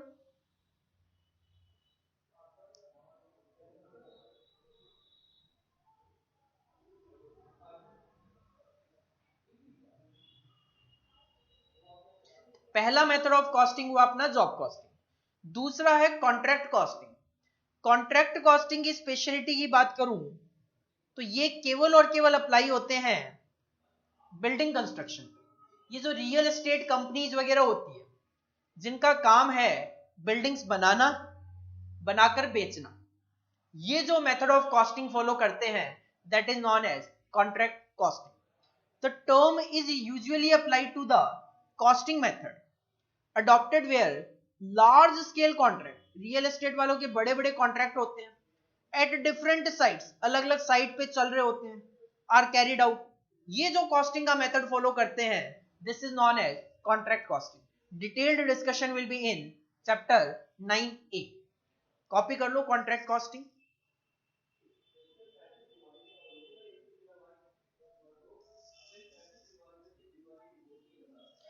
तीसरा मेथड ऑफ कॉस्टिंग है आपका बैच कॉस्टिंग। बैच का मतलब ही क्या होता है? बैच का मतलब ही होता है ग्रुप। जैसे आप मेरे सामने अगर 50 स्टूडेंट बैठे हो तो ये क्या है? मेरे लिए एक बैच है। This is a group of students. और यही अगर मैं मैन्युफैक्चरिंग ऑर्गेनाइजेशन की बात करूं तो it will be group of products, group of products. तो बैच का मतलब ही होता है ग्रुप ऑफ प्रोडक्ट्स। जैसे आप एक मेडिकल शॉप पे जाते हो, मान लो आपको 20 टैबलेट्स लेनी है, एक स्ट्रिप जो है उसमें 10 टैबलेट्स है, तो वो आपको 2 स्ट्रिप निकाल के देगा। आप उसके पीछे अगर देखते हो तो उसपे बैच कोड पड़ा हुआ होता है। ऑलमोस्ट आपने सबने देखा होगा, नहीं देखा है तो घर में कुछ ना कुछ टैबलेट्स वगैरह है या फिर कोई भी प्रोडक्ट पड़ा होगा, टॉक वगैरह, पाउडर वगैरह है, तो आप उन पे देख सकते हो बैच कोड पड़े हुए होते हैं। आप देखोगे अगर मेडिकल शॉप वाले ने वो दोनों स्ट्रिप आपको सेम बॉक्स से निकाल के दी होगी तो उन दोनों पे बैच कोड भी सेम पड़ा हुआ होता है। क्यों? एक्चुअल में वो 20 टैबलेट्स जो आपको मिली है, वो 20 की 20 टैबलेट्स एक ही प्रोसेस में बनी। मतलब मटेरियल डाला तो ऐसा नहीं है कि एक टैबलेट बनाने के लिए मटेरियल डालोगे और एक टैबलेट बन के आएगी, नहीं, हजारों टैबलेट एक साथ बनती है जिसका मटेरियल इनपुट एक साथ रख दिया जाता है और उससे वो 1000 टैबलेट बन के आ जाती है। तो उन 1000 टैबलेट का बैच कोड सेम ही होगा क्योंकि these are the group of product. तो इन दिस मेथड जो कॉस्ट होगी वो आप किसी पर्टिकुलर टैबलेट के लिए कैलकुलेट नहीं कर सकते, वो आपको चार्ज करनी पड़ेगी ग्रुप ऑफ प्रोडक्ट से। जैसे मैंने कहा भाई 1000 टैबलेट अगर एक साथ बनी है तो आप ये कैलकुलेट कर सकते हो कि इन 1000 टैबलेट को बनाने की क्या कॉस्ट है। अगर आपको एक टैबलेट की कॉस्ट निकालनी हो तो जो 1000 टैबलेट की कॉस्ट आएगी उसको 1000 से डिवाइड करके ही आप एक टैबलेट की कॉस्ट कैलकुलेट कर सकते हो। बैच कॉस्टिंग की स्पेशलिटी क्या है? एक बैच पे कितना खर्चा आया वो हम कैलकुलेट कर सकते हैं। बाकी डिस्कशन हमारा चैप्टर नंबर 8A में होगा। फोर्थ जो मेथड है वो है आपका ऑपरेशन कॉस्टिंग। ऑपरेशन कॉस्टिंग की स्पेशलिटी क्या है? देखो, जब एक ऑर्गेनाइजेशन एक से more than one variant of product, एक से ज्यादा तरीके के फाइनल प्रोडक्ट बनाती है, जैसे readymade garment company ladies garment भी बना रही है, किड्स गारमेंट भी बना रही है, मेंस गारमेंट भी बना रही है, तो these are the 3 variants of final product. और इनके लिए जो मटेरियल यूज किया जाए वो भी अलग अलग हो सकता है। भाई शर्ट बन रहे हैं से एग्जांपल कॉटन के, और लेडीज के गारमेंट्स बन रहे हैं से एग्जांपल सिल्क वगैरह के, और किड्स गारमेंट के लिए कोई दूसरे तरीके का कपड़ा यूज किया जा रहा है। तो अलग अलग वैरायटी के फाइनल प्रोडक्ट है, मटेरियल भी अलग अलग यूज किए जा रहे हैं, but with similar conversion activities. लेकिन क्लॉथ को प्रोडक्ट में कन्वर्ट करने के लिए जो एक्टिविटीज आप कर रहे हो वो सेम है। स्टिचिंग, अब भले ही आपने क्लॉथ से लेडीज गारमेंट बनाया हो, चाहे किड्स गारमेंट बनाया हो, भले ही मेंस गारमेंट बनाया हो, स्टिचिंग तो सब में करनी ही करनी पड़ेगी। तो जब हम अलग अलग तरीके के फाइनल प्रोडक्ट बनाते हैं, अलग अलग मटेरियल भी यूज करते हैं, लेकिन कन्वर्जन एक्टिविटी सेम होती है, this is known as operation costing. This product costing system is used when an entity produces more than one variant of final product using different material but with similar conversion activity. Example, readymade garments company, jewellery making वाले भी यही करते हैं। सोना 22 carat, 23 carat, 24 carat, अलग अलग। जो final product आएगा सेट हार वगैरह जो होते हैं अलग अलग होंगे, लेकिन कन्वर्ट करने के लिए एक्टिविटीज जो उनकी होती है वो सेम ही होती है। सोने को पिघलाकर देन उसको पे मेकिंग वगैरह करना, वो कन्वर्जन एक्टिविटी उनकी सेम चलती है। तो चार मेथड ऑफ कॉस्टिंग, पहला जॉब कॉस्टिंग, दूसरा कॉन्ट्रैक्ट कॉस्टिंग, तीसरा बैच कॉस्टिंग, चौथा ऑपरेशन कॉस्टिंग। ऑपरेशन कॉस्टिंग आप कॉपी कर लो।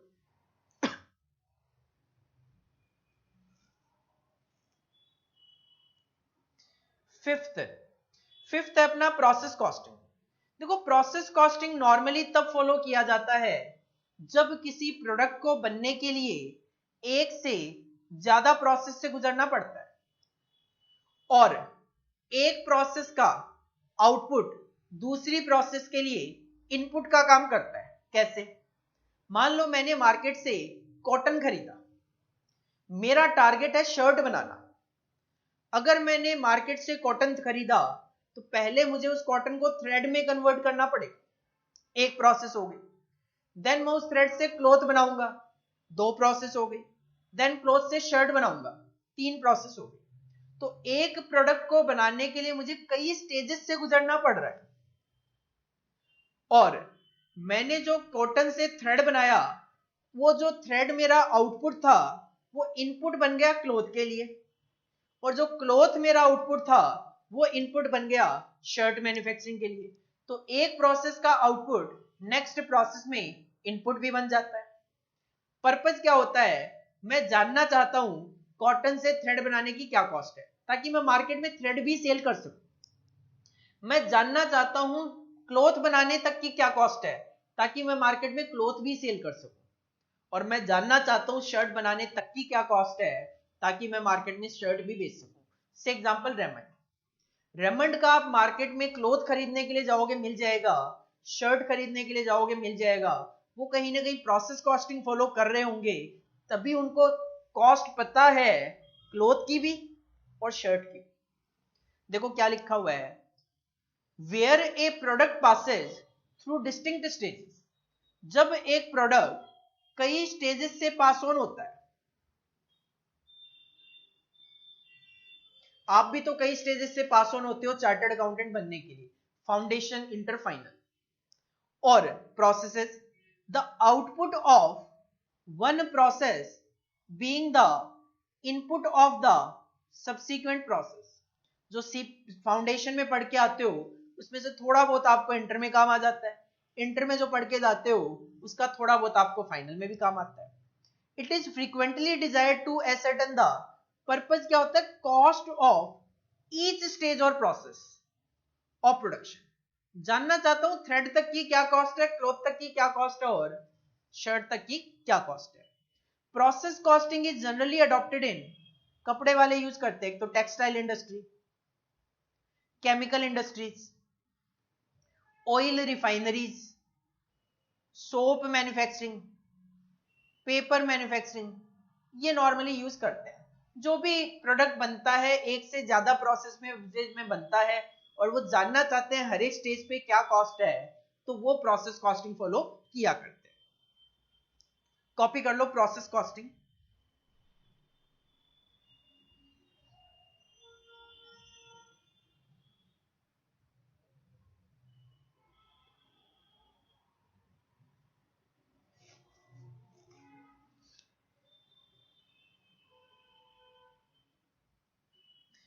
सिक्स्थ मेथड है हमारा यूनिट कॉस्टिंग। यूनिट कॉस्टिंग तब फॉलो किया जाता है जब आप एक सिंगल यूनिट की कॉस्ट जानना चाहते हो। आप जानना चाहते हो कि सर एक यूनिट को बनाने की मेरी क्या कॉस्टिंग आ रही है, तो उस सिचुएशन में ऑर्गेनाइजेशन एक यूनिट पे जो खर्चा है उसकी कॉस्ट को कंसीडर करके एक यूनिट की कॉस्ट कैलकुलेट करता है, उसको यूनिट कॉस्टिंग बोल दिया गया।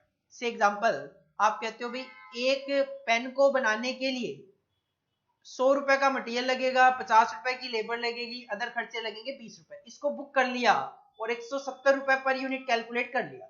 This is the unit cost. तो this method is also known as, इसको सिंगल कॉस्टिंग भी बोला जाता है, इसको आउटपुट कॉस्टिंग भी बोल दिया जाता है। In this method cost is ascertained for a single product. एक प्रोडक्ट की, एक यूनिट की कॉस्ट कैलकुलेट करने का जो तरीका है that is known as unit cost. This method is suitable in industries like brick making. ईंट बनाने वाले जानना चाहते हैं एक ईंट की क्या कॉस्ट है, सीमेंट मैन्युफैक्चरिंग वाले जानना चाहते हैं एक टन की क्या कॉस्ट है। बाकी हम इसको चैप्टर 8 में थोड़ा डिस्कस करें। तो नेक्स्ट आप कॉपी करो unit costing. This is your 6th method of costing. इसके बाद 7th मेथड है हमारा ऑपरेटिंग कॉस्टिंग। जैसा कि मैंने पहले भी कहा, सर्विस कॉस्टिंग को ही ऑपरेटिंग कॉस्टिंग बोलते हैं। तो सिंपल सी बात है, ऑपरेटिंग कॉस्टिंग, सर्विस कॉस्टिंग वो मेथड ऑफ कॉस्टिंग है जो कि सर्विस प्रोवाइडर्स यूज करते हैं। जैसे हम टीचर्स, एजुकेशन सर्विस प्रोवाइड करने वाले, हॉस्पिटल सर्विस प्रोवाइड करने वाले, होटल सर्विसेज प्रोवाइड करने वाले, इस सारे के सारे सर्विस कॉस्टिंग मेथड यूज कर सकते हैं। This is also known as service costing. This method is applicable where services are rendered rather than goods produced। हम गुड्स नहीं बनाते, हम सर्विस प्रोवाइड करते हैं और अपनी कॉस्ट कैलकुलेट करना चाहते हैं तो सर्विस कॉस्टिंग अप्लाई करेंगे। This method is employed in railway की सर्विसेज है, ट्रांसपोर्ट की सर्विसेज होती है, वाटर सप्लाई वालों की सर्विसेज होती है, टेलीफोन सर्विस प्रोवाइडर होते हैं, इलेक्ट्रिसिटी कंपनी सर्विस प्रोवाइड करती है, हॉस्पिटल सर्विसेज होती है, एमसीडी वाले सर्विसेज प्रोवाइड करते हैं। This all are the service provider. तो सर्विस कॉस्टिंग फॉलो किया जाता है। बाकी हम इसको चैप्टर 12 में ब्रॉडली डिस्कस करें। अब कुछ कंपनीज के प्रोडक्ट का नेचर इस तरीके का होता है कि वो किसी एक मेथड को अप्लाई कर ही नहीं पाती। जैसे कि अगर एक कंपनी कार बनाती है, गाड़ी बनाती है, तो गाड़ी को बनाने में तो बहुत सारे कंपोनेंट्स यूज होते हैं।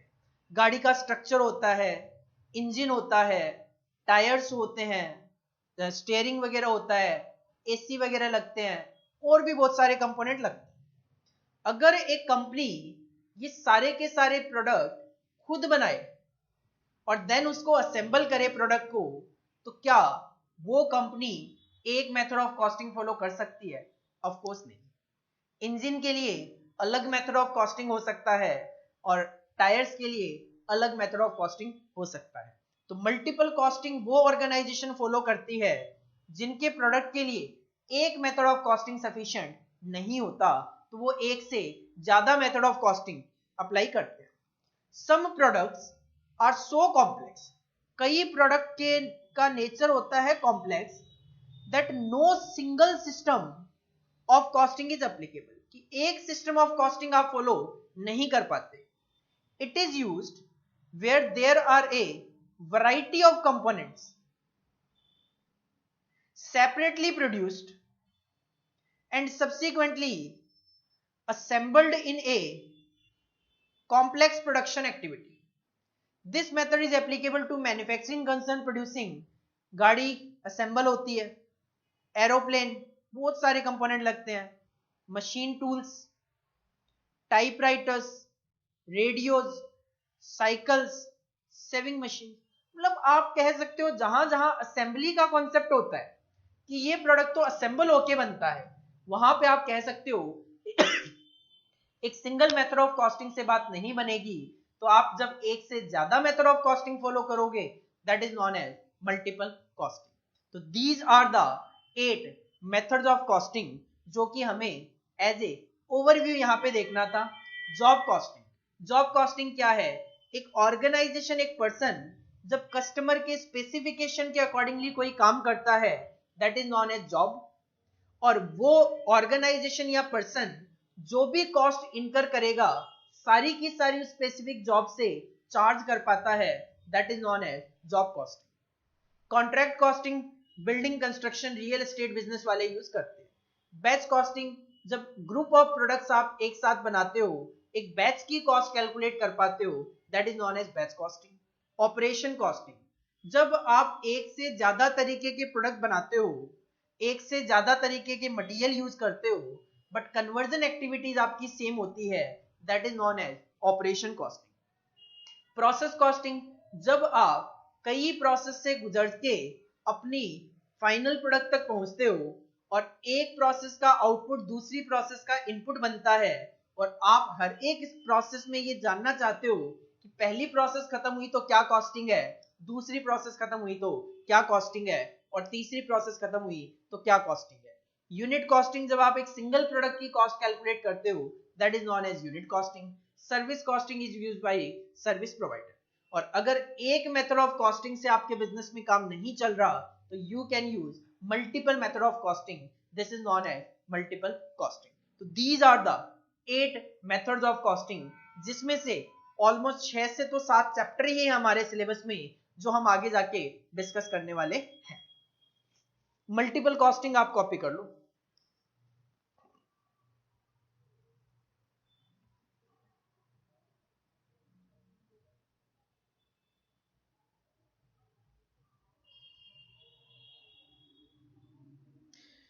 मेथड ऑफ कॉस्टिंग पे नवंबर 2017 में एक क्वेश्चन आया। क्वेश्चन क्या चाहता था? Identify the methods of costing. Question हमसे चाहता था 4 पॉइंट में कि हम ये बताएं कि मेथड ऑफ कॉस्टिंग कौन सा है यहां पे या कौन सा अप्लाई होगा। All cost are directly charged to a specific job. जब आप सारे के सारे खर्चे किसी स्पेसिफिक जॉब से चार्ज कर सकते हो उस मेथड को जॉब कॉस्टिंग बोला जाता है। उस मेथड को क्या बोला जाता है? उस मेथड को जॉब कॉस्टिंग बोला जाता है।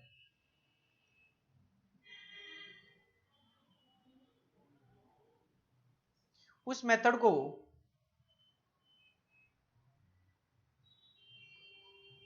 जॉब कॉस्टिंग बोला जाता है। अगर मैं कहूं all cost are directly charge to a group of products, तो ग्रुप ऑफ प्रोडक्ट जो होता है उसको बैच बोला जाता है। तो जो मेथड ऑफ कॉस्टिंग लगेगा that will be batch costing. The nature of the product is complex and method can not be ascertain. आप कहते हो प्रोडक्ट का नेचर कॉम्प्लेक्स है, मेथड डिसाइड नहीं किया जा रहा, तो आप फिर मल्टीपल कॉस्टिंग यूज कर लो, एक से ज्यादा कॉस्टिंग यूज करके देखो। और cost is ascertain for a single product, single का मतलब यूनिट कॉस्टिंग। तो अगर आपको ओवरव्यू पता होगा तो आप इजीली इस तरीके के छोटे क्वेश्चन का आंसर दे सकते हो। बाकी पूरा सब्जेक्ट पढ़ने के बाद तो आपको डिटेल डिस्कशन पता चल ही जाएगा, तो आप इजीली आंसर दे भी पाओगे। तो 7 टॉपिक्स हमने कवर कर लिए। इसके बाद 2 टॉपिक हमारे बचते हैं, छोटे छोटे ही हैं। एक है रिस्पॉन्सिबिलिटी सेंटर और एक है यूनिट कॉस्ट। पहले डिस्कस कर लेते हैं responsibility centre.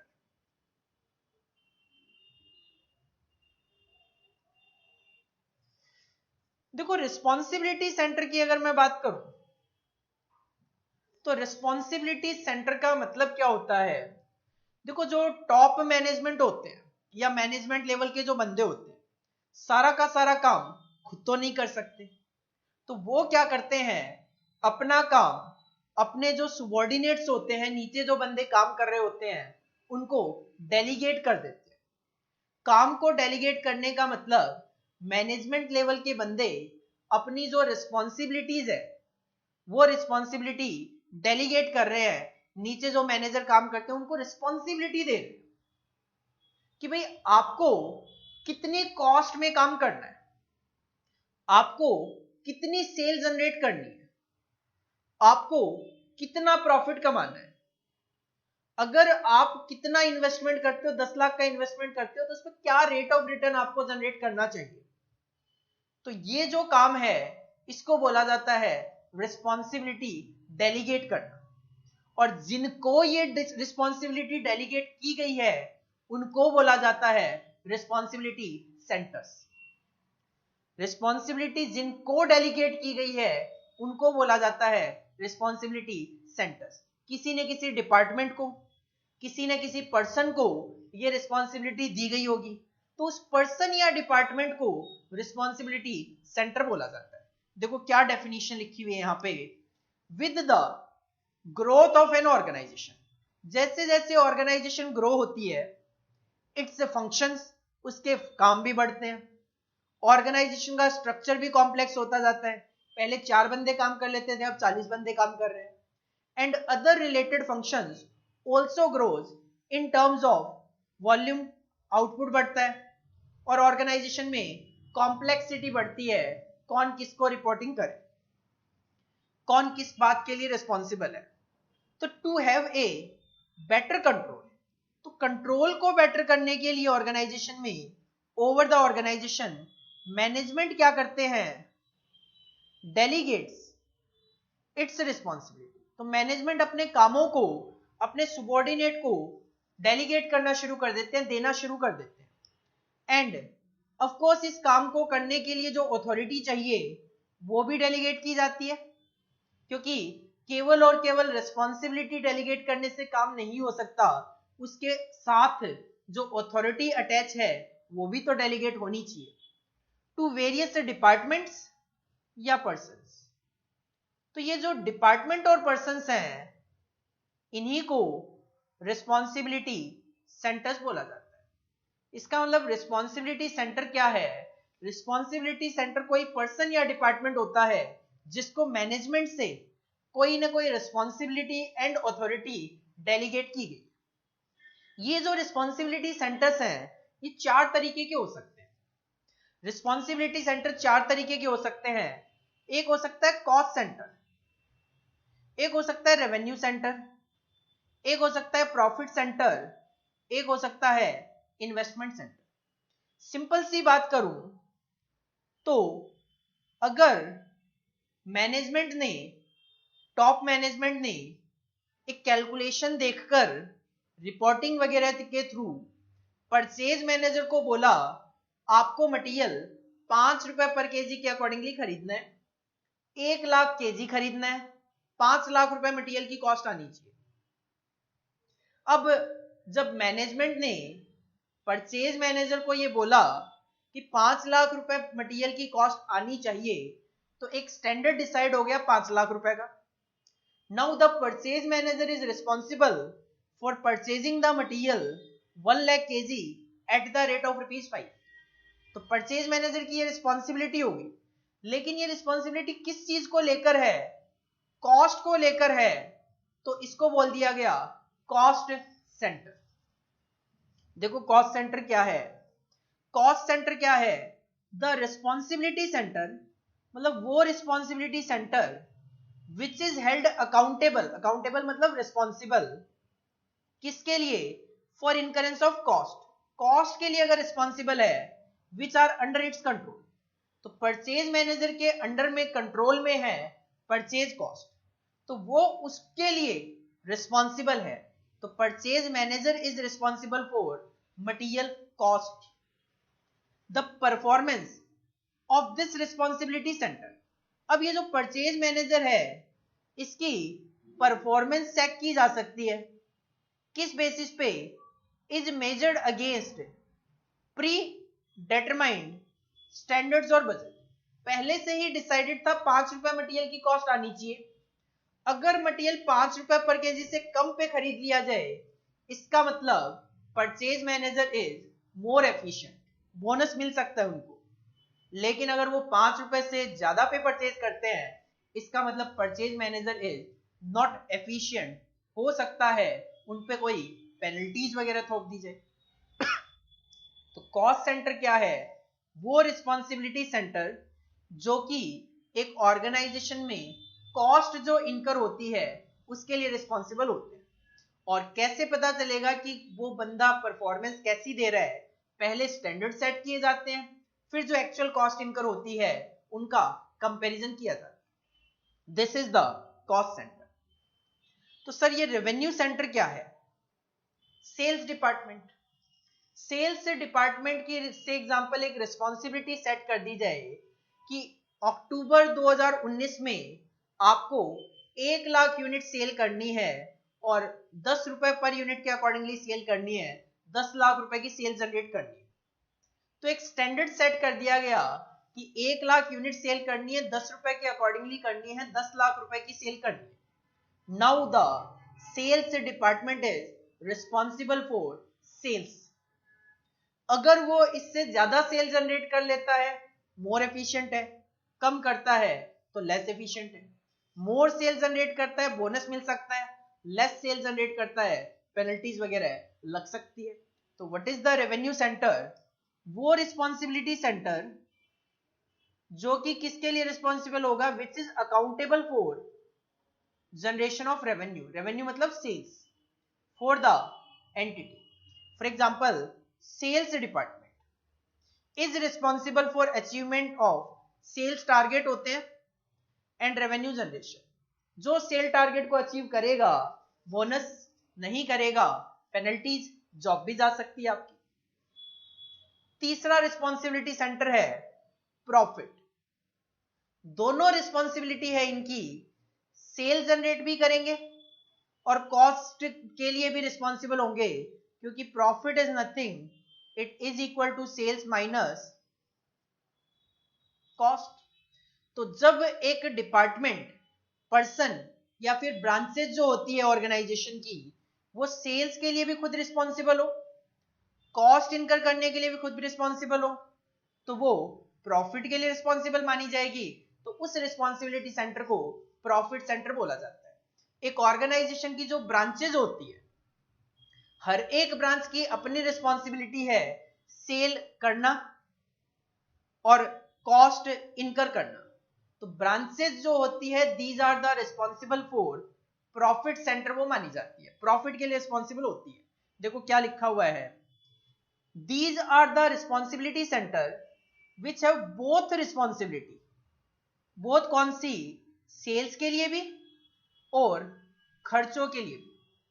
Since managers of profit centres are accountable for both cost as well as revenue, तो profitability is the basis for measurement of performance of these responsibility centre. तो जब एक manager, जब एक पर्सन, जब एक डिपार्टमेंट कॉस्ट और revenue दोनों के लिए रिस्पॉन्सिबल है, तो सिंपल सी बात है वो प्रॉफिट सेंटर है, प्रॉफिट के लिए रिस्पॉन्सिबल माना जाएगा। फॉर एग्जांपल जो डिसेंट्रलाइज्ड ब्रांचेज होती है ऑर्गेनाइजेशन की are the example of profit centre. वो सेल भी खुद जनरेट करती है अपनी, कॉस्ट भी खुद इनकर करती है, अकॉर्डिंगली प्रॉफिट के लिए वो रिस्पॉन्सिबल मानी जाती है। और फाइनली अगर बात करें चौथा, इन्वेस्टमेंट सेंटर, वो रिस्पॉन्सिबिलिटी सेंटर जिनका पैसा मार्केट से उठाने की भी अपनी रिस्पॉन्सिबिलिटी है, इन्वेस्ट कहां पे करना है वो डिसीजन भी उनको खुद को लेने हैं, लेकिन उनकी परफॉर्मेंस मेजरमेंट के लिए टॉप मैनेजमेंट एक रिटर्न ऑन इन्वेस्टमेंट, कि जो आप पैसा इन्वेस्ट कर रहे हो उस पर कितनी रिटर्न जनरेट कर पा रहे हो, उसके लिए एक स्टैंडर्ड सेट कर दिया जाता है। अगर वो उसको जनरेट कर ले तो एफिशिएंट, ना कर पाए तो less efficient. Normally government companies वगैरह में ऐसा देखने को मिलता है। इन्वेस्टमेंट सेंटर क्या है, these are the responsibility centre which are not only responsible for profitability, profit के लिए तो रिस्पॉन्सिबल है ही, क्योंकि मैंने कहा रिटर्न ऑन इन्वेस्टमेंट निकालना है, return is nothing profit, but also has the authority to make capital investment decision. लेकिन कैपिटल को कहां इन्वेस्ट करना है उसके डिसीजन भी वो खुद ही लेंगे, ब्रांच मैनेजर ही लेगा या जो कंपनी है उसके मैनेजर ही लेंगे। The performance of these responsibility centre are measured on the basis of return on investment के बेसिस पे उनकी परफॉर्मेंस मेजर की जाती है। Example of investment centre are, जो हमारी गवर्नमेंट है, that is public sector undertakings जो है, उनकी महारत्न कंपनीज है, मतलब बड़ी बड़ी कंपनियां हैं ये सेंट्रल गवर्नमेंट की, ONGC, SAIL, BHEL, IOCL, CIL, GAIL, BPCL, ये कुछ कंपनियां हैं जिनको महारत्ना कंपनीज के नाम से जाना जाता है।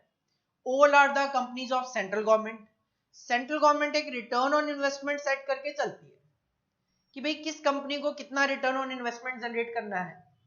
अगर वो उतना रिटर्न ऑन इन्वेस्टमेंट जनरेट कर पाते हैं तो वो कंपनी एफिशिएंट है, आगे गवर्नमेंट उसको कंटिन्यू करेगी। और अगर कोई रिटर्न ऑन इन्वेस्टमेंट उतना जनरेट नहीं कर पाती, हो सकता है गवर्नमेंट उस कंपनी को बंद करने का आदेश दे दे। This is known as investment centre. तो रिस्पॉन्सिबिलिटी सेंटर क्या है, कोई भी ऑर्गेनाइजेशन, कोई भी डिपार्टमेंट, कोई भी पर्सन जिसको टॉप मैनेजमेंट से कुछ ना कुछ रिस्पॉन्सिबिलिटी और अथॉरिटी मिल गई, किस वजह से? क्योंकि टॉप मैनेजमेंट के पास काम बहुत सारे हैं, फंक्शंस बहुत सारे हैं। तो this organisation, in case of investment centre, department या person, is known as responsibility centre. Sir responsibility centre चार तरीके के होते हैं: cost, revenue, profit, investment centre. वो रिस्पॉन्सिबिलिटी सेंटर जो कॉस्ट के लिए रिस्पॉन्सिबल है, कॉस्ट सेंटर माना जाएगा। परफॉर्मेंस के लिए स्टैंडर्ड पहले से सेट होगा, कंपैरिजन से पता लग जाएगा परफॉर्मेंस कैसी है। सेम तरीका रेवेन्यू सेंटर, वो रिस्पॉन्सिबिलिटी सेंटर जो रेवेन्यू जनरेट करने के लिए रिस्पॉन्सिबल है, that is known as revenue centre. Example है सेल्स डिपार्टमेंट, उनका भी स्टैंडर्ड सेट होगा परफॉर्मेंस मेजरमेंट के लिए। तीसरा प्रॉफिट सेंटर, वो रिस्पॉन्सिबिलिटी सेंटर जो कि रेवेन्यू और कॉस्ट दोनों के लिए रिस्पॉन्सिबल है, that is known as profit centre. जो डिसेंट्रलाइज्ड ब्रांचेज होती है ऑर्गेनाइजेशन की, these branches are the profit centres. और इन्वेस्टमेंट सेंटर्स की बात करें तो सेंट्रल गवर्नमेंट की जो कंपनीज हैं, central government return on investment set कर देती है। ये कंपनीज प्रॉफिट के लिए तो रिस्पॉन्सिबल है ही क्योंकि रिटर्न, लेकिन इन्वेस्टमेंट के लिए भी खुद ही रिस्पॉन्सिबल है कि कहां करना है, कैसे करना है, अपने डिसीजन इनके होते हैं। लेकिन स्टैंडर्ड सेट होंगे by the central government of return on investment, उससे कंपैरिजन किया जाएगा कौन सी कंपनी की परफॉर्मेंस किस तरीके की है। आप कॉपी कर लो स्टार्टिंग से ही, यहां से हेडिंग डालो अपनी कॉपी में रिस्पॉन्सिबिलिटी सेंटर्स, हेडिंग डालो अपनी कॉपी में रिस्पॉन्सिबिलिटी सेंटर्स, और सबसे पहले रिस्पॉन्सिबिलिटी सेंटर्स का ये जो मीनिंग है इसको आप कॉपी करो।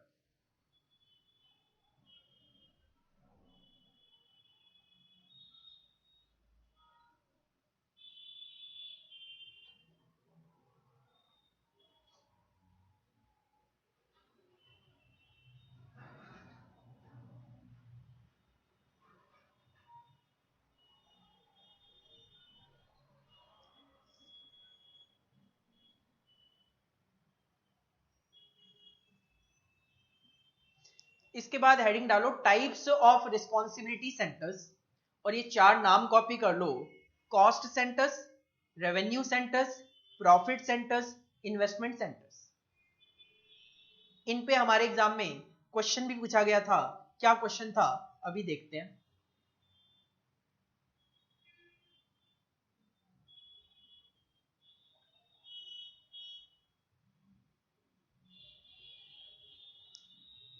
इसके बाद सबसे पहला पॉइंट कॉस्ट सेंटर, और उसका मीनिंग लिखो।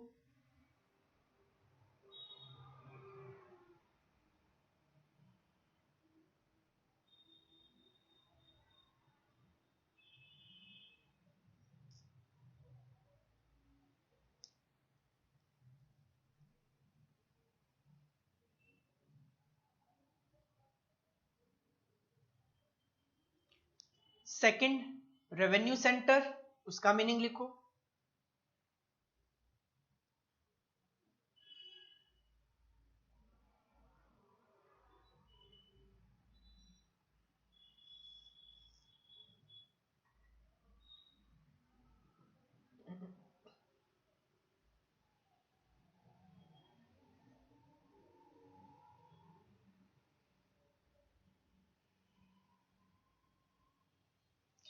थर्ड प्रॉफिट सेंटर, उसका मीनिंग लिखो।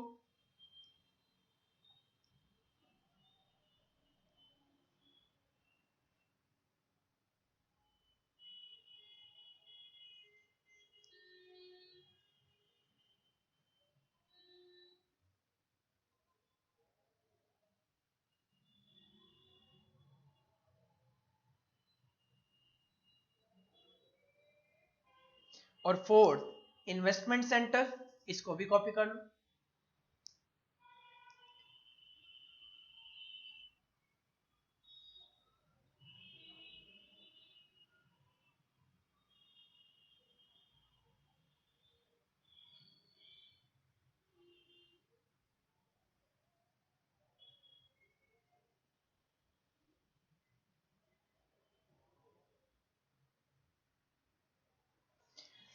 इस पे क्वेश्चन आया हमारे एग्जाम में नवंबर 2018 में, mention and explain types of responsibility centres.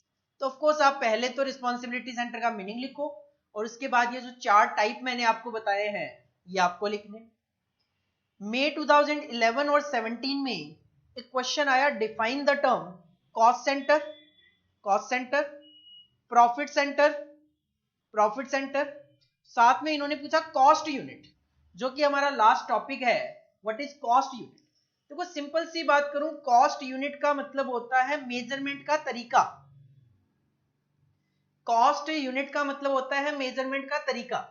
जैसे आपकी अगर मैं बात करूं तो हम डिसाइड करके चलते हैं 10,000 पर स्टूडेंट फीस है। फीस क्या है? 10,000 पर स्टूडेंट। तो student is the cost unit, student is the cost unit. अब हम क्या करेंगे, हम कहेंगे एक स्टूडेंट पे से एग्जांपल 3,000 की कॉस्ट आ रही है, तो मैं कहूंगा 3,000 रुपए पर स्टूडेंट कॉस्ट है, 10,000 रुपए पर स्टूडेंट रेवेन्यू है, तो 7,000 पर स्टूडेंट प्रॉफिट है। तो कॉस्ट की यूनिट क्या है? मेरे जो खर्चे होंगे उसकी यूनिट क्या है? स्टूडेंट। जितने नंबर ऑफ स्टूडेंट उतनी ज्यादा कॉस्ट। इसी तरीके से जो लिक्विड आइटम्स होते हैं उनको लीटर में मेजर किया जाता है। सीमेंट वगैरह जो होती है टन्स में मेजर किया जाता है। जो डिस्टेंस वगैरह होते हैं किलोमीटर्स वगैरह में यूज किया जाता है। तो these are nothing, these are the cost unit. इसको डिफाइन कैसे किया जाता है? The term cost unit is defined as unit of quantity. जो भी क्वांटिटी है उसकी यूनिट क्या है? 50 स्टूडेंट, उसकी यूनिट क्या है? Student. 1000 litre, 5000 ton of product, service या टाइम। टाइम में अगर आप किसी चीज को मेजर कर रहे हो तो डेज में, आवर्स में, मंथ्स में, और एक कॉम्बिनेशन ऑफ दीज, या इनका कोई कॉम्बिनेशन भी हो सकता है। जैसे ट्रांसपोर्ट कंपनीज वगैरह जो हमसे फेयर चार्ज करती है, दिल्ली मेट्रो का जो फेयर है ये पर किलोमीटर के अकॉर्डिंगली नहीं, पर किलोमीटर पर पैसेंजर होता है, पर किलोमीटर पर पैसेंजर के अकॉर्डिंगली सेट किया जाता है। मान लो उनके एक स्टेशन की दूरी है 2 किलोमीटर, नॉर्मली मान लो एक स्टेशन से दूसरे स्टेशन की दूरी है 2 किलोमीटर। वो अपनी कॉस्टिंग प्रॉफिट वगैरह निकाल के कैलकुलेशन करते हैं 5 रुपी पर पैसेंजर पर किलोमीटर। तो अगर एक स्टेशन की दूरी 2 किलोमीटर है तो उन्होंने एक स्टेशन का फेयर सेट कर दिया 10 रुपए का।